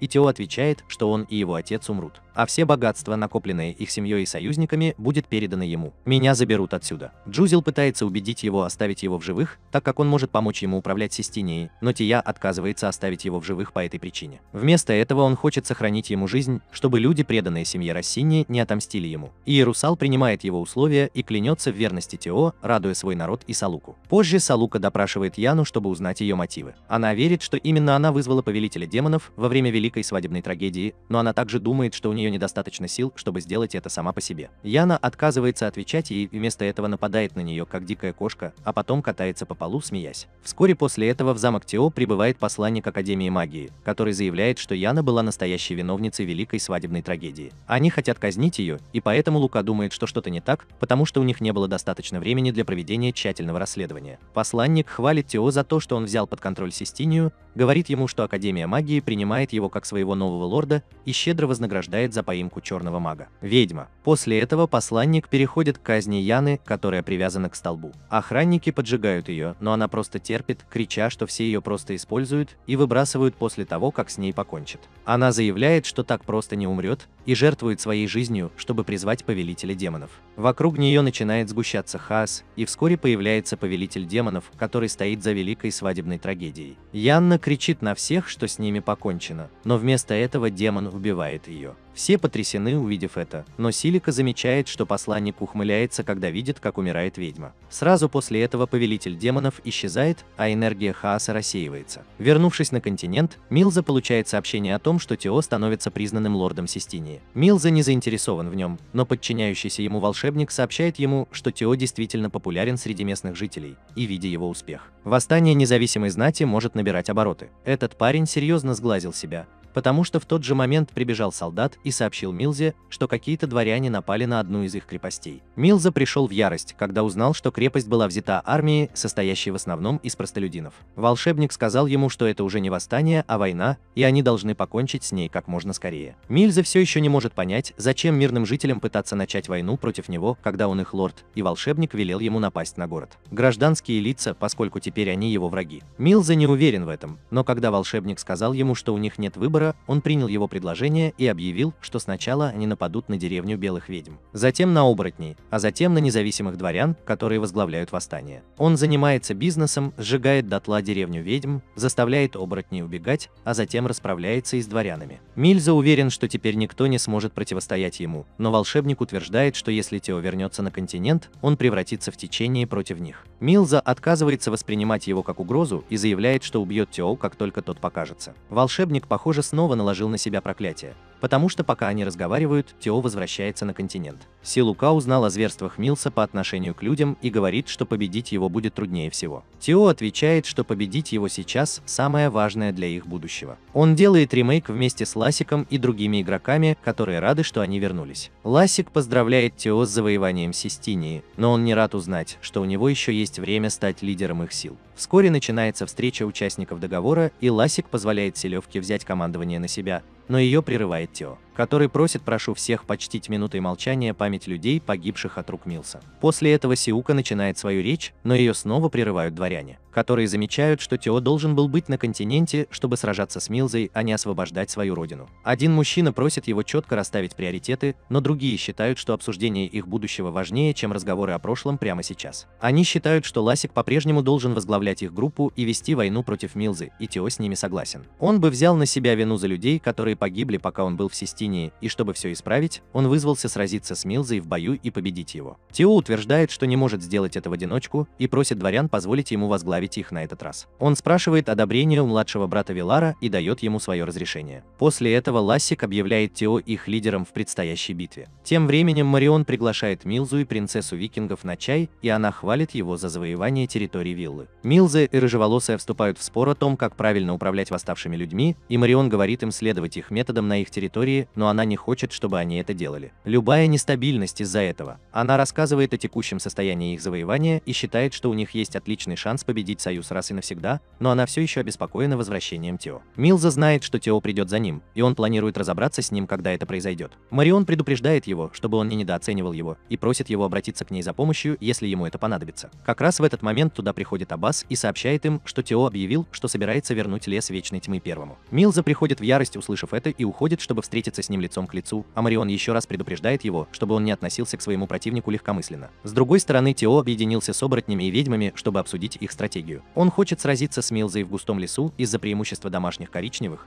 и Сулука замечает, что самое сложное будет после этого, когда им нужно будет завоевать замок. Она утверждает, что для этого им нужно большое количество солдат, над получением которых в настоящее время работает Лейсик. Джузель тоже с ними, и он сообщает им о восстании в регионах, возглавляемом Милзой и принцессой викингов. Он услышал о восстании тамошних рабов и хочет обратиться к ним за помощью. Тео позволяет ему это, а затем начинает готовиться к битве. Тем временем Милза в ярости от того, что у него отобрали лесной регион, и решает немедленно вторгнуться в него. Его волшебник просит его не торопиться и подождать, пока Тео выйдет из леса, потому что сражаться с ним в лесу было бы серьезной ошибкой. Милзе не нравится, что его волшебник ведет себя как фанат своего врага, и она заставляет его замолчать, прежде чем приказать собрать армию для атаки. В лес вечной тьмы. Он одержим идеей победить Тео и заставить его пожалеть о том, что он затеял с ним драку. Скоро в лесу начнется война, и оборотни воспользуются густым туманом, чтобы устроить засаду на солдат противника и уничтожить их одного за другим. Но белые ведьмы также атакуют врагов ядовитым туманом, убивая многих из них сразу. Армия Тео тоже сталкивается с врагами, но когда появляется Милза, капитан приказывает солдатам отступить. Он теряет глаз, а затем и жизнь, пытаясь сразиться с Милзой, но его солдаты благополучно убегают в лес. Милза решает не преследовать их и направляется прямо к замку Тео, но колючие лозы преграждают ему путь и отделяют его от армии. Несмотря на это, он продолжает продвигаться вперед и вскоре достигает замка всего с несколькими солдатами. Он вызывает Тео на дуэль, но тот говорит ему уже признать свое поражение и возвращаться. Милза выкрикивает в его адрес проклятия, но он все равно отступает, и Салука думает, что в следующий раз он вернется с большей силой. Милза все еще не оправился от того удара, который он нанес ранее, и продолжает ныть по этому поводу. Его волшебник сказал ему, что Тео скоро выйдет из леса и нападет на него. Милза думает, что тогда он убьет его. Волшебник предлагает ему отправить свою армию на юг, чтобы некоторое время сражаться с Ласиком,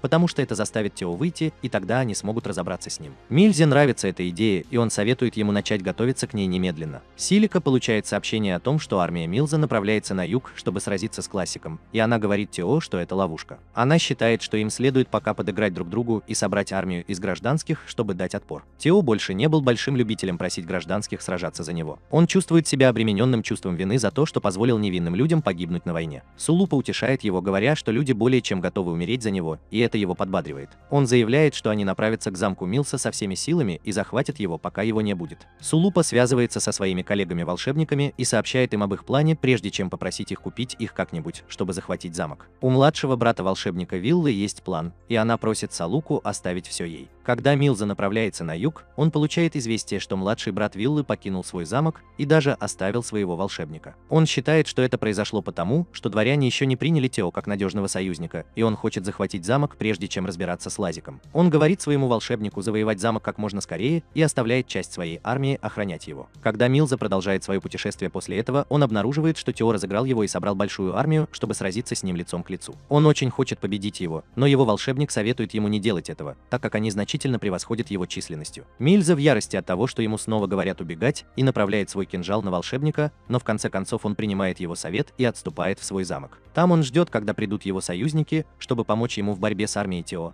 но узнает, что Мэриан идет ему на помощь, у него всего 3000 солдат, а от викингов нет никаких вестей. Видя перед собой временную крепость и огромную армию, Милза чувствует, что, возможно, именно сейчас он наконец почувствует вкус поражения, но он не готов сдаться без боя. Однако плохие новости продолжают накапливаться, и Ласик тоже прибывает в замок со своей армией. Милза решает, что он не может ждать прибытия Марион, и отправляется вперед, чтобы сразиться с врагами в одиночку. Его волшебник умоляет его остановиться, говоря, что это будет практически самоубийством – сражаться против огромной армии в одиночку. Милза отказывается от его совета, говоря ему, что он не должен позволять Мэриан ввязываться в эту войну, потому что если она тоже проиграет, силы Альянса будут обречены. Он благодарит своего волшебника за помощь в предыдущих битвах, а затем утверждает, что Тео – провидец, который понимает, что истинная сила заключается в нем. Люди. Однако Милза пока не готов принять это и заявляет, что он будет сражаться за свои идеалы до самой смерти, а его волшебник последует за ним. Он едет со своей армией, и Тео получает сигнал, что битва вот-вот начнется. Милз игнорирует временную крепость перед собой собой и едет прямо на базу Тео, даже когда его солдаты падают от вражеских лучников.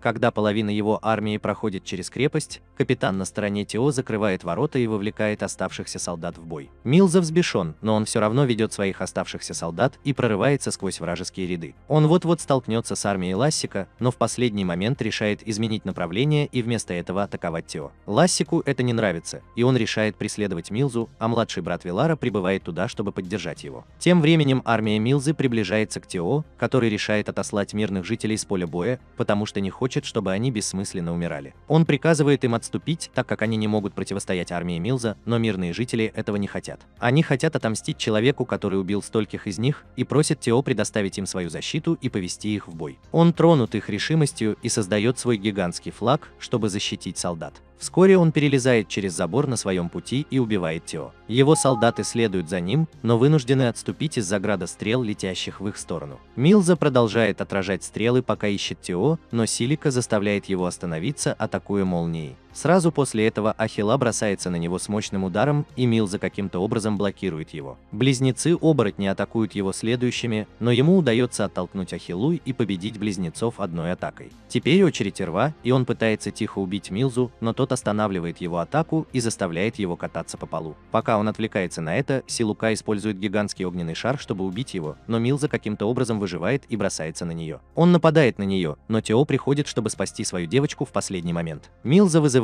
его на поединок 1 на 1, и Тео принимает его вызов, к большому ужасу Сиуки. Она говорит ему, что у него нет шансов на дуэли, и будущее континента будет в опасности, если он умрет. Она беспокоится, что он может умереть, но когда он отвечает, что не может отказаться от этого боя, она просит его победить. Тео обнимает ее и просит поверить в него, а затем направляется к Милзе. Они оба зачаровывают свое оружие, используя свои гербы, и все поле боя останавливается, чтобы посмотреть, как сражаются их лидеры. Милза атакует первым, а Тео следует своей стратегии блокирования его атак, а затем контратакует в нужный момент. Милза уклоняется от его атаки и пытается нанести смертельный удар, но Тео блокирует его своим щитом. Милза продолжает атаковать его, и Тео получает несколько незначительных порезов, хотя и пытается блокировать все входящие атаки. Милза продолжает проклинать его, пока они дерутся, и вскоре у него заканчивается дыхание. Тео говорит ему, что он стал намного слабее с тех пор, как они дрались в последний раз, и замечает, что, похоже, он уже на пределе своих возможностей. Услышав это, Милза приходит в ярость и безрассудно атакует, еще больше истощая свою выносливость. Он теряет равновесие после нескольких ударов, и Тео указывает, что его армия уже сдалась. Милза отказывается умирать так легко и снова бросается на Тео, которому удается обезоружить его и поставить на колени. Эколи подходит к нему и просит отдать свой герб на покраску, и он решает умереть. Тео вонзает ему нож в грудь и добивает его. Волшебник Милса не может смириться с тем фактом, что его повелитель умер, поэтому он убивает себя, чтобы пойти по его стопам. После этого герб Милса разбивается вдребезги и превращается в сферу энергии хаоса. С одобрения своих союзников Тео поглощает ее, и его герб эволюционирует. Он заявляет, что они успешно отомстили за смерть Вильи и почтил минутой молчания память своего бывшего лидера. Сильда подбегает к нему и обнимает, выражая свое облегчение от того, что он победил. Она просит его никогда больше так не делать, и Тео уверяет ее, что он этого не сделает, потому что сейчас нет никого, кого он хотел бы победить лично. После этого тучи над ними рассеиваются, и Тео начинает праздновать свою победу со своими союзниками. Тем временем Марион получает известие о том, что Милза героически погиб, сражаясь с Тео. Она расстроена потерей своего самого сильного союзника и яростно требует объяснить, почему он не смог их дождаться. Ее волшебник говорит ей, что Милза поняла, что ждать подкрепления бессмысленно, и он не хотел, чтобы брак подвергался опасности. Она признает свое поражение в этой битве и решает немедленно вернуться на свою территорию, прежде чем Тео и его союзники нападут на нее. С другой стороны, союзники Тео добираются до замка, который они захватили у Милзы, и выражают свое почтение Вилле. После этого Лассик опускается на колени перед Тео и предлагает ему снова стать его подчиненным, отказавшись от своего крестона. Тео спрашивает дворян, есть ли у них какие-либо возражения, и королева-мамочка отвечает, что все приняли его как своего лидера и предлагает тоже стать его подчиненным. Даже брат Виллы хочет стать подчиненным Тео, удивляя всех. Тео принимает их всех, и Селевка объявляет его официальным лидером договора, и все аплодируют ему, когда он вступает на трон. Затем Тео заявляет, что будет стремиться продолжить наследие Вильи и обеспечить, чтобы на континенте воцарился вечный мир. Он объявляет, что они будут придерживаться нейтральной позиции и выйдут из Союза, чтобы примириться с Альянсом. Лассек и другие не думают, что это мудрая идея,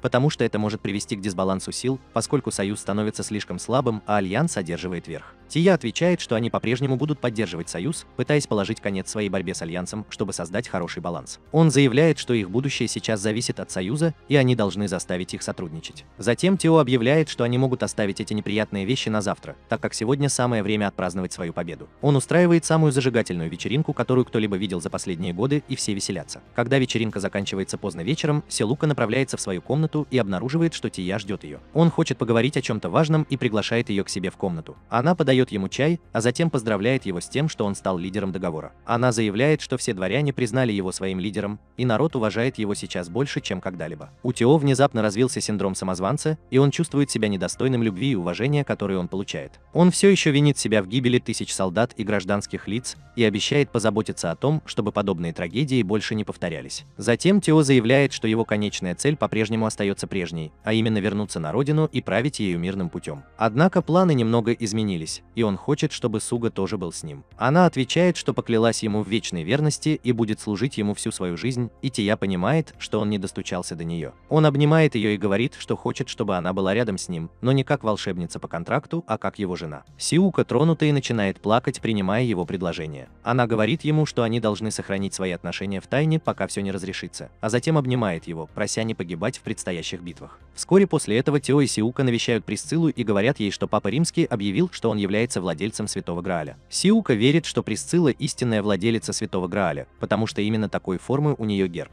Присцилла подтверждает это, и Тео просит девочек объяснить, что это за Святой Грааль. Стьюка объясняет, что церковь утверждает, что если все гербы в мире объединятся со Святым Граалем, то они смогут призвать Бога, который уничтожит хаос раз и навсегда. И это то же самое, что императорский герб. Стилика считает, что поскольку Присцилла является настоящей владелицей Святого Грааля, Папа Римский может попытаться напасть на нее. И она также предупреждает Тео, что Папа Римский тоже может прийти за своим гербом. Он отвечает, что если он сможет спасти мир, отказавшись от своего герба, то ты с радостью это сделаешь. Позже в тот же день они получили известие, что лучший друг Вилара и один из сильнейших дворян Союза погиб в войне с Марион. Силука получил сообщение о том, что новый лидер Союза, Доусон, предал его и саботировал его армию, прежде чем перейти на сторону Альянса. Она утверждает, что предатель пытается привлечь дворян Альянса на свою сторону, но пока ему это не удалось. Теова обеспокоен, услышав это, и он опасается, что Союз находится на грани уничтожения прямо сейчас. Силика говорит ему, что у нее есть идея, которая может все изменить, и предлагает им пойти и поговорить с Алексис. Тео сомневается, что им будут рады после того, как они покинут профсоюз. Аска верит, что Алексис по-прежнему захочет поговорить с ними. Они садятся на корабль и добираются до территории Алексис. Он замечает гигантские броненосные военные корабли в порту,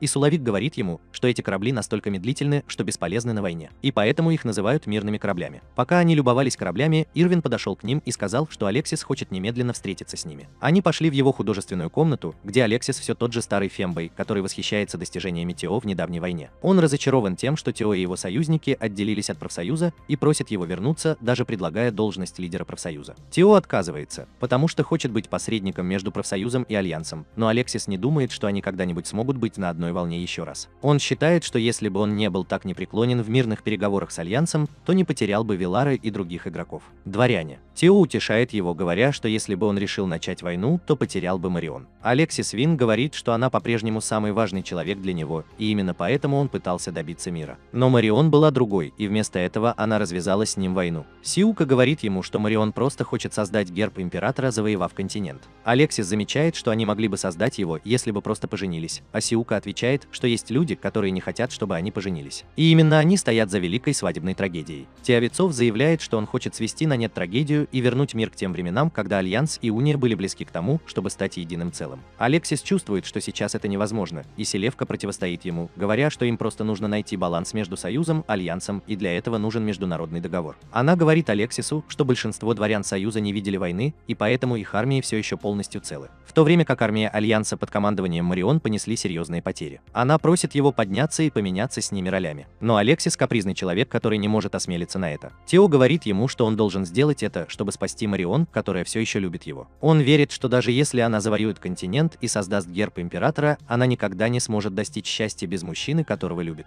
Алексис не может поверить, что Марион все еще любит его, и Тео уверяет его, что это так. Он просит Алексиса остановить его женщину и вспоминает, как они когда-то обещали пожениться. Алексис внезапно становится мужчиной и, взяв свой меч, выходит на улицу. Все шокированы, увидев фембоя с оружием в руках, и он говорит своему волшебнику, что собирается напасть на предателя Доусона. Волшебник Волшебник не может в это поверить, но она все равно приказывает немедленно собрать армию. Когда новость о том, что Алекс начал действовать, доходит до солдат, они действительно горят желанием присоединиться к битве. Тем временем Доусон наслаждается своей жизнью после вступления в Альянс и думает, что теперь никто не сможет победить его. Он утверждает, что Союз полон идиотов и слабаков, как вдруг в его комнату врывается солдат, чтобы сказать ему, что Алексис ведет гигантскую армию навстречу их замок. Он испытал сильнейший шок в своей жизни, когда выглянул в окно и увидел, что армия уже почти у его двери. Не только Алексис, но и все лорды Союза вступили с ним в союз и пришли разобраться с предателем. Увидев такую большую армию, Доусон наложил в штаны и связался с Марион, чтобы та отправила его обратно. Она оправдывается тем, что ее армия занята борьбой с международным договором и не может позволить себе прийти ему на помощь. Вместо этого она просит его проявить себя и победить своих врагов в одиночку, чтобы его приняли другие члены Альянса. Доусон понимает, что он облажался, и посылает своего волшебника к Алексису с просьбой вернуть его обратно в Союз. Алексис отказывается отпустить крысу и заявляет, что если Доусон отдаст свой крест, салат и землю, он оставит его в живых. Он приходит в ярость, когда получает это сообщение, и решает начать войну против сил Союза. Он мотивирует свою армию и наемников, работающих на него, обещая им большие награды в случае победы. Когда Алексис видит, как армия Доусона приближается к нему, он вздыхает, потому что все еще хочет, чтобы все закончилось без кровопролития. Он использует свои навыки художника и размахивает жезлом, чтобы обеспечить защиту своим войскам, отправляя их в бой. Он приказывает кавалерии окружить вражеские войска и сосредоточить их в узком пространстве, чтобы лучники могли легко поразить их. Его стратегия окружения и добивания врагов очень эффективна, и вражеские солдаты могут даже получить возможность дать отпор. Когда Доусон смотрит на поле боя, он понимает, что Алексис пытается нарисовать звездных рыцарей. Он видит свою подавляющую силу и принимает поражение. Вскоре новость о поражении Доусона доходит до Марион, которая на самом деле не возражает против этого. Она спрашивает Альбуса, кто возглавляет силы Союза, и теряет дар речи, когда он говорит ей, что именно Алексис руководил его армией с большим талантом. Марион не может поверить, что он вступил в битву, и она приказывает Альбусу сказать всем своим союзникам, чтобы они не недооценивали его только потому, что он не выглядит как настоящий боец. Она бросается в свою комнату, а затем плюхается на кровать, задаваясь вопросом, почему Алексис из всех людей должен был выйти на поле боя. Она беспокоится о нем и не хочет, чтобы он был втянут в кровавую войну, которая вот-вот разразится. Вскоре после этого Алексис возглавит военно-морской флот, чтобы сразиться с викингами, которые являются частью Альянса. Он берет с собой гиганта на медленных броненосных кораблях.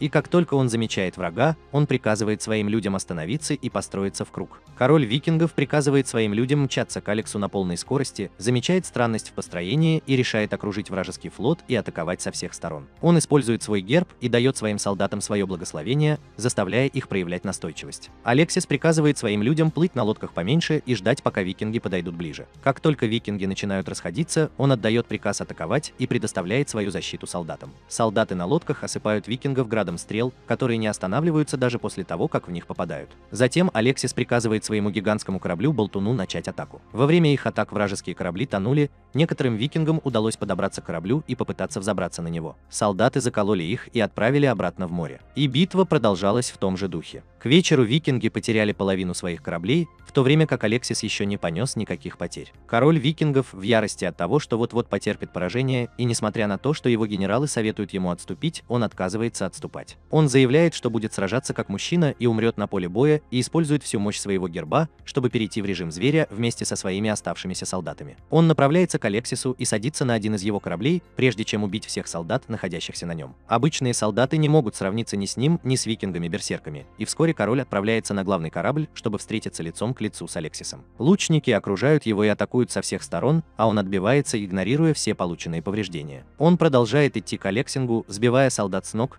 но затем они поражают его огромным гарпуном, нанося критический урон. Даже этого недостаточно, чтобы остановить этого абсолютного бойца. Он вынимает гарпун из своей груди, прежде чем подойти к своему врагу. Теперь все солдаты боятся даже нападать на него, а Алексис начинает плакать, видя его жалкое состояние. Солдаты окружают Алексиса и снова бросаются на короля викингов, но он просто отталкивает их в сторону. Волшебник, который был с Алексисом, в конце концов выходит вперед и бросает в викинга отравленные ножи, чтобы вывести его из строя. Воспользовавшись этим шансом, один солдат обезглавливает короля, но тот все равно продолжает идти вперед, хотя и не попадает в голову. В конце концов он падает, и кровь, хлынувшая из его тела, заливает весь корабль. Алексис чувствует слабость в коленях, когда видит это ужасное зрелище, и его волшебники поддерживают его, когда королевский герб разлетается вдребезги, а его хаотическая энергия начинает накапливаться. Он делает шаг вперед и собирает ее в себе. Вскоре после этого Салука наносит визит Мэриан, чтобы сказать ей, что после поражения короля викингов три силы, а именно Альянс, Уния и Мирный договор, равны друг другу. Она хочет заключить перемирие между Альянсом и Конфедерацией, коалицией, но Мериам отказывается от ее предложения, утверждая, что Альянс все еще сильнее. И она готова противостоять каждому по-своему. Я все еще принимаю ее решение, но все же предупреждаю ее, что ссориться друг с другом – неразумный шаг, поскольку именно этого хочет их истинный враг. Мэриан спрашивает ее, о чем она говорит, и Сиуга говорит ей, что Академия волшебников, вероятно, является корнем всего зла. У нее нет доказательств, но она верит, что именно они вызвали демона во время Великой свадебной трагедии. Марион говорит, что они узнают правду после окончания битвы. И когда Силика начинает уходить, она спрашивает ее, что они сказали Алексису, чтобы заставить его присоединиться к битве. Кремни отвечает, что Алексис хочет помешать ей встать на путь насилия, так как в конечном итоге это только навредит. Марион срывается, услышав это, и заявляет, что она не остановится после стольких жертв.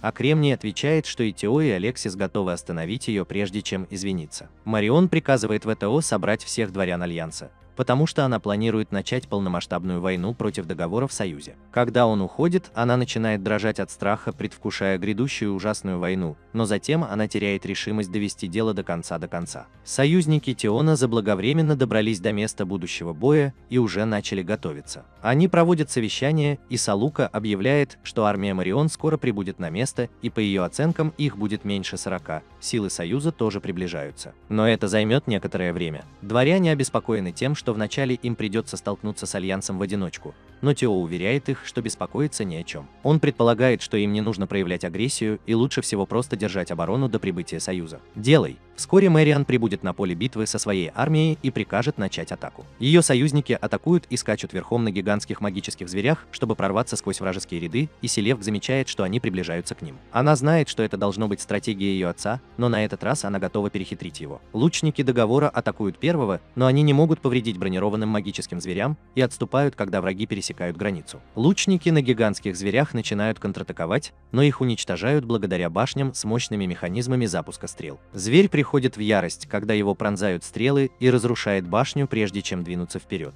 Там его ждет яма-ловушка, и зверь падает в нее, прежде чем солдаты добивают его градом стрел. Силы Альянса решают отступить, видя, что их величайшее оружие уничтожено, но Лазик атакует их сбоку. С другой стороны, брат Вилара приказывает лучникам атаковать врагов, и они оказываются побежденными. Марион понимает, что дела у них идут неважно, и узнает, что викинги не могут прислать им солдат, потому что неподалеку идет морское сражение. С ними имеет дело королева Мама, и она приказывает своим солдатам погрузить взрывчатку на лодки, чтобы напасть на викингов. Принц викингов приказывает своему флоту разойтись, но мамин волшебник увеличивает скорость лодок со взрывчаткой и заставляет их сталкиваться с кораблями викингов, что приводит к серии взрывов. Мощные взрывы, сотрясающие поле боя. Ласика и его людей отвели назад, чтобы они увидели это, и они потеряли бдительность, дав врагам преимущество. Марион думает, что это подходящий шанс для нее вступить в битву со своими основными силами, и в то же время Тео тоже готовится выйти на поле боя. Как только он выходит на поле боя, боевой дух его солдат взлетает до небес, и они следуют за своим героем и толкают его вперед. Враг отступил. С другой стороны, Мэриан и ее рыцари с плазменными арбалетами добираются до поля боя и начинают атаку. Тео приказывает своим солдатам защищаться от плазменных стрел, но они все равно получают большой урон. Затем две армии атакуют друг друга, в то время как остальные союзники Тео также вступают в бой. Лазик все еще косит вражеских рыцарей, в то время как Силика расправляется со многими волшебниками одновременно. А Шелла, как всегда, сеет хаос в Ирвайне вместе с близнецами, быстро уничтожая лучников Альянса. Битва продолжается, и силы обеих сторон равны. Силука блокирует целую серию плазменных стрел своей магией, но сейчас у нее заканчивается дыхание. Она снова пытается бороться, но падает, и Тео подхватывает ее, прежде чем она упадет.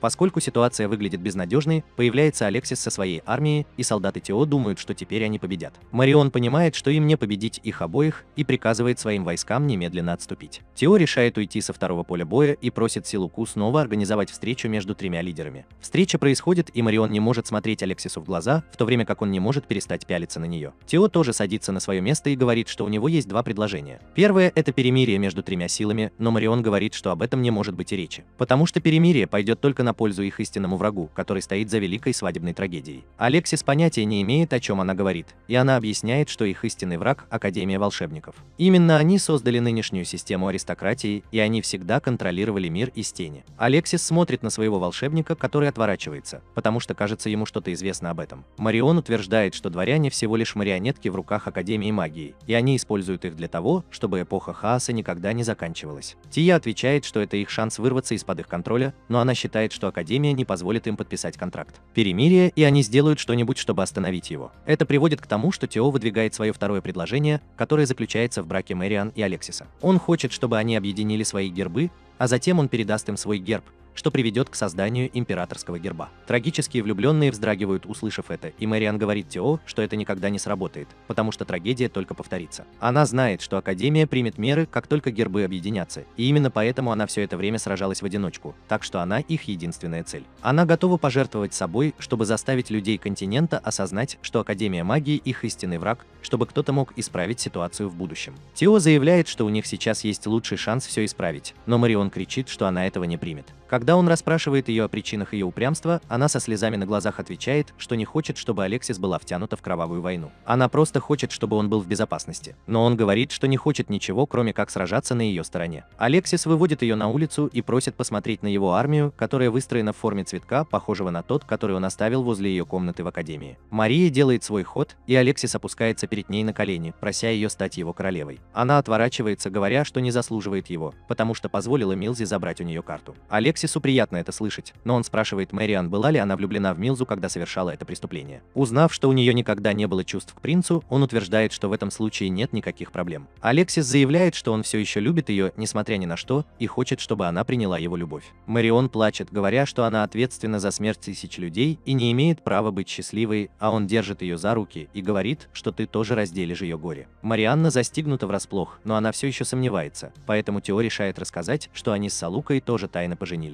Стилука взволнован тем, что он раскрыл их большой секрет таким образом, но она поддерживает своего мужчину, когда он объясняет, что люди, которые любят друг друга, должны оставаться вместе, несмотря ни на что. Он заявляет, что если мир не примет их историю любви, он изменит ее любой ценой. Марион наконец-то убедилась в этом и в последний раз спрашивает Алексиса, хочет ли он все еще жениться на ней. Он готов повторять свои слова столько, сколько ей нужно, и она начинает плакать, принимая его предложение. Они целуются, и их солдат радостно приветствует их. Позже Женя и Алексис говорят Тео, что они оба отдадут ему свой герб, так что именно он должен стать императором. Они верят, что он единственный человек, способный изменить мир, и Сиука советует ему принять это. Тео соглашается с их решением и говорит Сиуке передать это послание по всему континенту. Тем временем глава Академии магии узнал об объединении 3 благородных фракций и начал действовать. Он посылает наемных убийц за волшебниками, которые более лояльны к своей знати, чем к Академии, и расправляется с ними в темную. Пока он наблюдает за разрушениями, за его спиной появляется король вампиров Дмитрий. Лидер волшебников сообщает ему, что дворяне объединились, чтобы создать печать императора, и теперь Академия должна противостоять им в прямом бою, чтобы Агумат добился успеха. Он утверждает, что все это делается для того, чтобы исполнить желание их учителя, и король вампиров соглашается, исчезая. Когда Тео и Салука сидели на берегу озера, они получили сообщение от волшебника, на которого напали убийцы. Он передает это сообщение всем волшебникам на континенте, чтобы сообщить им, что Академия находится в движении. Они заявили о своем намерении атаковать всех волшебников, лояльных знати. И скоро они начнут войну с самими дворянами. Волшебник велит всем сломать свои волшебные палочки, потому что Академия следит за ними и предупреждает их остерегаться темной природы Академии. Тео и другие лидеры немедленно созывают собрание, чтобы сообщить знати об объявлении войны Академии магии. Силика утверждает, что Академия магии не допустит создания императорского герба любой ценой, и их единственный выбор – сражаться с ними. Затем она объявляет о плане объединения Альянса, Унии и Договора в имперскую армию, которая двинется к Академии магии. Все рады это слышать, но Тия предупреждает их, что битва будет жестче, чем когда-либо, и те, кто не хочет сражаться, должны быть готовы к ней. Вы можете уйти прямо сейчас. У дворян нет никаких сомнений в том, что они присоединятся к битве, но королева Монте спрашивает волшебников о том, что они собираются делать. Все волшебники утверждают, что они верны своим хозяевам, и они ни за что не покинут их, но волшебник Алекса заявляет, что он это сделает, встань на сторону Академии. Он просит разрешения расторгнуть контракт и уйти, что он ему и дает. Волшебник уходит вместе с другими людьми, которые не хотят участвовать в войне, и Селука благодарит всех, кто остается. Затем она говорит всем волшебникам сломать свои палочки,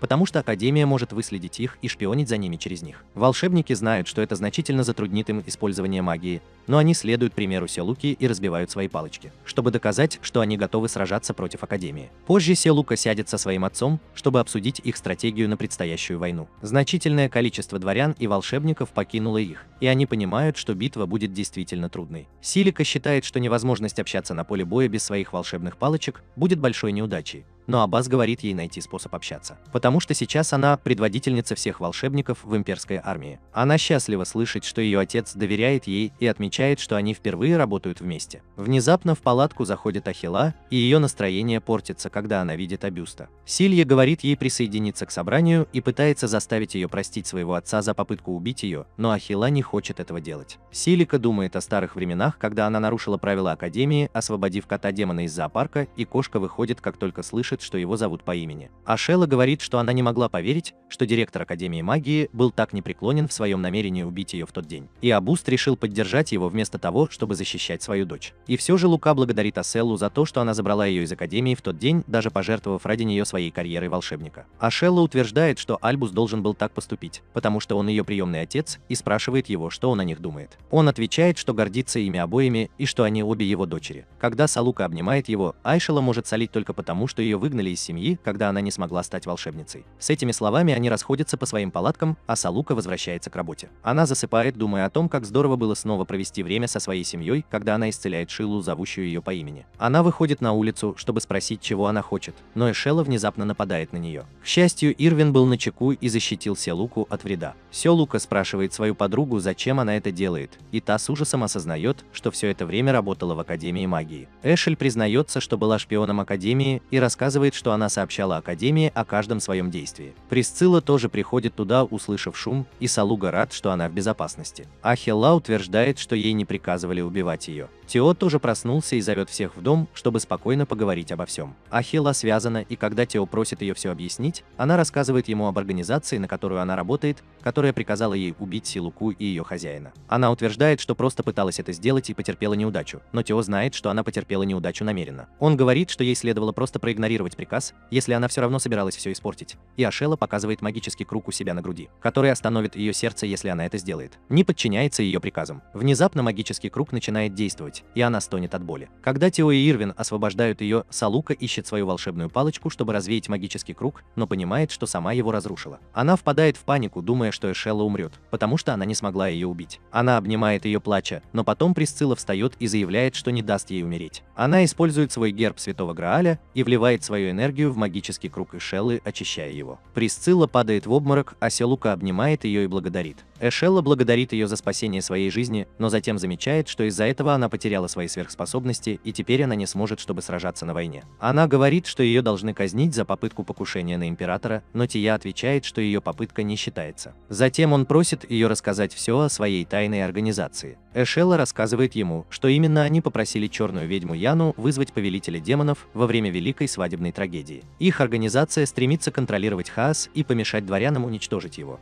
потому что тогда и гербы, и магические силы перестанут существовать. Она утверждает, что они работали над основополагающим принципом Академии магии и устраняли любого дворянина, который был близок к тому, чтобы стать императором. Сильва не может понять, почему Академия магии так усердно пытается сохранить хаос, и считает, что просто потеря магических сил недостаточно веская причина. Эшелла говорит, что этого достаточно, чтобы привлечь на свою сторону многих лордов и сверхлюдей. Как раз в этот момент в палатку врывается солдат и сообщает Тео, что многие дворяне и сверхлюди начали бесчинствовать в имперской армии. Он понимает, что они также являются сторонниками тайной организации, и решает немедленно взять ситуацию в свои руки. Аселла тоже хочет помочь, но Лука обнимает ее сзади, и Тео решает дать им возможность высказать свои чувства наедине. Тем временем неистовые дворяне и сверхлюди потерпели поражение в битве, которая длилась всю ночь. Пока лидеры наблюдают за павшими солдатами и дворянами, Тео задается вопросом, действительно ли крест императора представляет такую угрозу для Академии магии, что они пойдут на такие меры. Алексис тоже хочет знать ответ, но Марион считает, что прямо сейчас им следует сосредоточиться на разгроме Академии магии. Аббас считает, что они еще не готовы сражаться с ними, но Тео считает, что у них нет другого выбора. Он утверждает, что у них есть поддержка масс,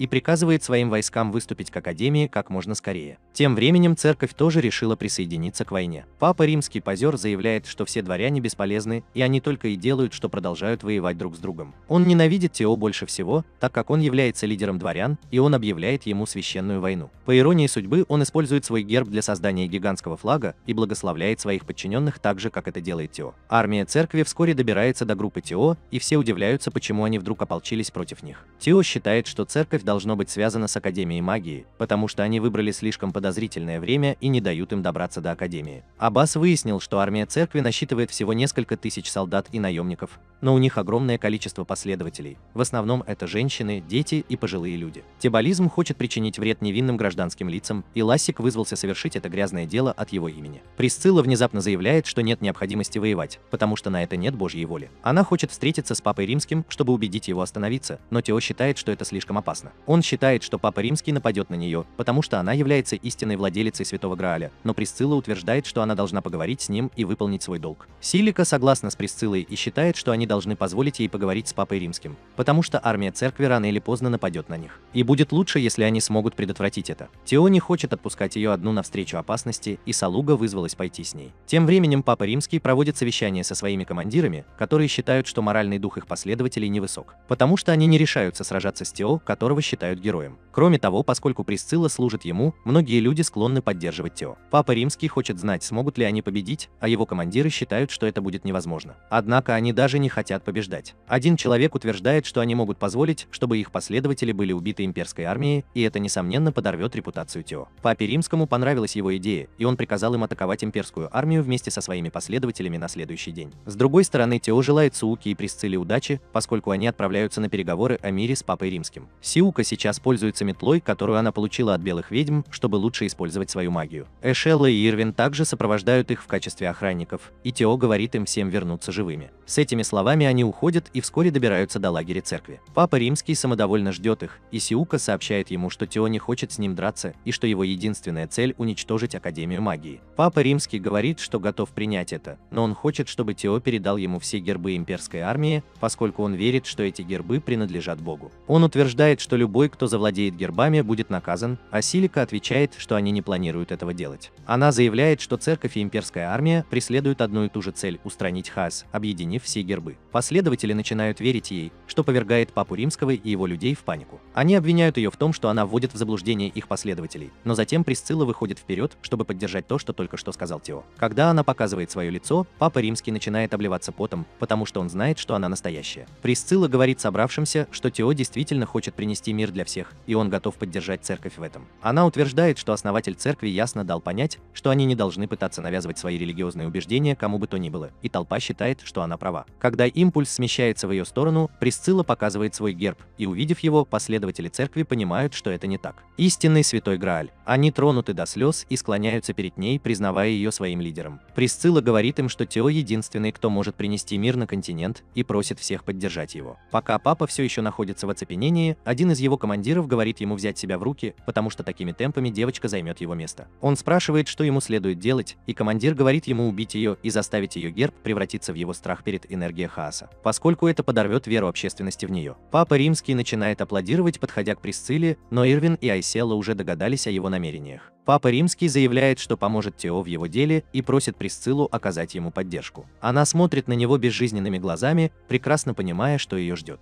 Папа достает нож, и когда Ирвин бросается, чтобы остановить его, Присцилла приказывает ему остановиться острым взглядом. Она позволяет папе притвориться, что он обнимает ее, и он наносит ей удар ножом. Все впадают в панику, когда Присцилла падает, и папа приказывает своим солдатам арестовать Силуку, одновременно объявляя Присциллу еретичкой. Эшелла теряет самообладание и нападает на рыцарей, но Силука останавливает ее, потому что, если она убьет Папу Римского, войны с церковью избежать будет невозможно. Папа Римский заявляет, что священный герб Присциллы – подделка и после ее смерти превратится в сферу хаоса. Силика отвечает, что это закон природы, но Присцилла говорит ей, чтобы она не грустила. Она утверждает, что это был ее истинный долг, который она должна была выполнить, и когда она умирает, вместо хаоса из ее тела высвобождается божественная энергия. Силука падает на колени, видя, как умирает ее подруга, и когда солдаты церкви достают свои мечи. Она встает и обращается к последователям, спрашивая их, не видели ли они только что что греха, совершенного их папой. Она обвиняет его в том, что он самозванец, и папа римский приказывает своим солдатам напасть на них. Ацелла бросается вперед и убивает атакующих солдат, а Ирвин присоединяется к ней. Они с легкостью побеждают всех солдат, и тогда герб Присциллы начинает светиться еще ярче, вместо того, чтобы превратиться в сферу хаоса. Последователи восклицают, что это действительно так, и даже папа римский понимает, что совершил самую большую ошибку в своей жизни, убив ее. Командир велит ей поглотить крест-салат и стать обладательницей истинного святого Грааля, чтобы быть полезной секретной организации. Но с папы римского уже достаточно, и он приказывает ему вместо этого убить. Когда командир собирается сразить его, Ирвин прибывает на место происшествия и спасает его, чтобы использовать позже. Командир убегает, а Сиука останавливает Ирвина от преследования, так как это бесполезно. Вместо этого она просит его позвать сюда Тео. Он уходит, и тогда папа римский падает на колени. Сиука обращается к своим последователям и говорит им, что все, что сказала Присцилла, было правдой, и Тео станет тем, кто объединит все гербы. Когда Тео получает известие о смерти Присциллы, он плачет и приходит в ярость, понимая, что она знала, что должна была умереть, чтобы обратить последователей церкви Ка на его стороне. Затем он направляется к основанию церкви вместе с Лассиком, Ирвином и близнецами. Его сердце все еще разбито из-за потери Присциллы, и Лассик говорит ему, что многие из их союзников погибнут в войне против Академии магии, но он должен остаться в живых как император. Тео вскоре добирается до церкви, оплакивает Присциллу, прежде чем принять ее святой Грааль. Когда он собирает святой Грааль внутри себя, он слышит ее голос, просящий его принести мир на землю и позволить всем жить счастливо. Затем Силука говорит всем, что теперь Тео является владельцем святого Грааля и истинным представителем их бога, и все клянутся ему в верности. Затем он замечает папу римского и просит Силуку допросить его самостоятельно, потому что он даже не хочет видеть его лицо. С этими словами Тео поднимает тело Присциллы и направляется к своему лагерю. В Академии магии директор разговаривает со своим боссом, таинственной женщиной по имени Пандора, которая говорит ему, что он не должен позволить эре хаоса закончиться, потому что это приведет к концу света. Король вампиров также появляется незадолго до того, как слуга сообщает им, что имперская армия прибыла за пределы города. Директор приказывает немедленно выпустить самое страшное оружие в их арсенале, и даже слуга приходит в ужас от этого. Выйдя на улицу, Тео осматривает Академию магии, которая представляет собой не что иное, как крепость. Он помнит о жертве Присциллы и клянется, что не допустит, чтобы она пропала даром. Он приказывает королеве-мамочке и Алексису возглавить армию на фронте и говорит Лассеку, что он его главный козырь в этой битве, поэтому он должен терпеливо ждать своей очереди. Тео приказывает своей армии атаковать, но прежде чем они успевают это сделать, из Академии магии скатывается гигантский магический кристалл. Волшебник Лассика бросает на него один взгляд и узнает в нем легендарного одноглазого монстра по имени Циклоп, который почти уничтожил Академию магии вместе со своим племенем в прошлое. Им удалось запечатать его после многочисленных жертвоприношений и проведения над ним множества экспериментов. Волшебники Академии окружают магический кристалл и снимают печать с Циклопа. Когда монстр освобождается, он разбивает свои цепи и убивает волшебников, которые только что освободили его. Лассик начинает дрожать от смеси возбуждения и страха и спрашивает своего волшебника, как они могут победить Циклопа. Волшебник говорит, что это будет равносильно самоубийству, но Лассик советует ему найти способ. Он рассказывает, что в прошлом волшебники победили его, используя гигантскую линзу, чтобы выжечь ему глаз. И Лассик напоминает ему, что он тоже является экспертом в использовании магии, основанной на свете. Волшебник вздыхает, принимая приказ своего хозяина, и говорит, что они должны победить Циклопа сами. Сообщение доходит до Тео, и хотя Силика думает, что это не очень хорошая идея, он знает, что Лазик не остановится, даже если он попросит его об этом. Силика замечает, что Лассик один из их сильнейших воинов, и он нужен им, чтобы выиграть войну, и Тия отвечает, что именно поэтому они не смогут помешать ему сразиться с Циклопом. Тем временем Лассик возглавляет небольшую группу, преследующую монстра, и вызвался отвлечь его, пока они готовят способ борьбы с ним. Он утверждает, что его учитель Тео сделал возможными чудеса и стал императором,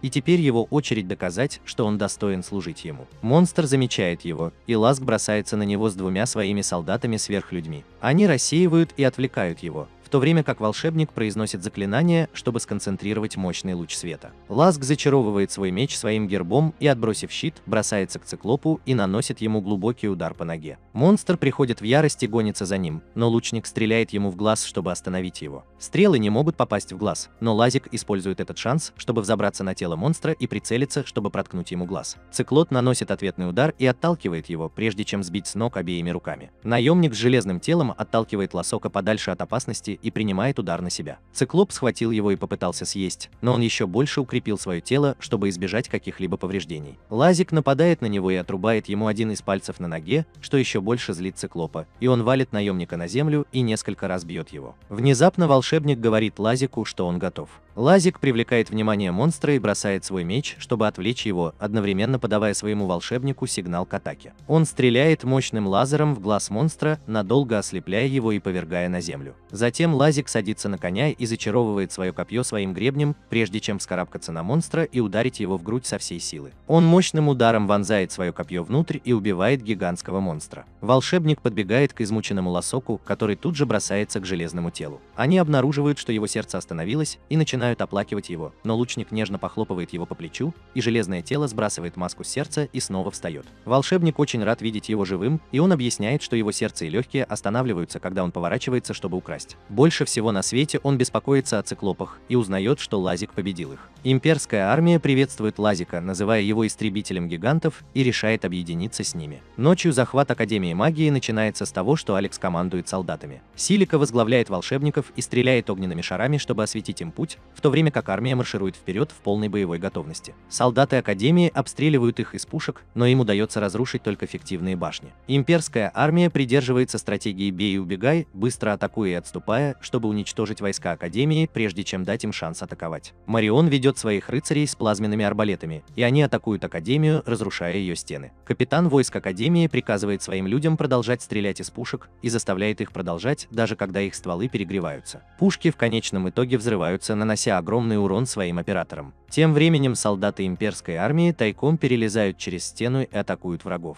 Они приказывают капитану сдаться, и он подчиняется. После этого крепость падает, и сообщение доходит до директора Академии. Он считает, что даже если они будут уничтожены, нужно обязательно убить Тео, потому что после его смерти дворяне снова разделятся и эра хаоса продолжится. Тем временем Тео почтит минутой молчания память всех своих солдат, погибших в битве, прежде чем отдать приказ о захвате города. Он тоже хочет присоединиться к битве, но Сильва говорит ему, что он нужен всем, чтобы быть в безопасности и выиграть битву, и он это очень хорошо знает. Внезапно Тео и Салука оказываются в лесу Вечной Тьмы. Гадая, что происходит, Салука смотрит на Красную Луну и понимает, что их привел сюда король вампиров Дмитрий. К счастью, рядом с ними находятся Ирвин, Эшелла и близнецы, и они вместе отправляются в замок короля вампиров. Дмитрий приветствует их жутким выступлением на фортепиано и осыпанием лепестками роз. Затем он начинает свою лекцию о том, как в эпоху абсолютного хаоса все вместе боролись за то, чтобы победить хаос. После того, как им это удалось и хаос исчез, люди начали воевать между собой. Дмитрий просит Тео подумать о том, что произойдет, если хаос исчезнет совсем, и он отвечает, что безусловно будет много войн, но это будет зависеть от людей грядущей эры. Король вампиров заявляет, что он не хочет наступления новой эры,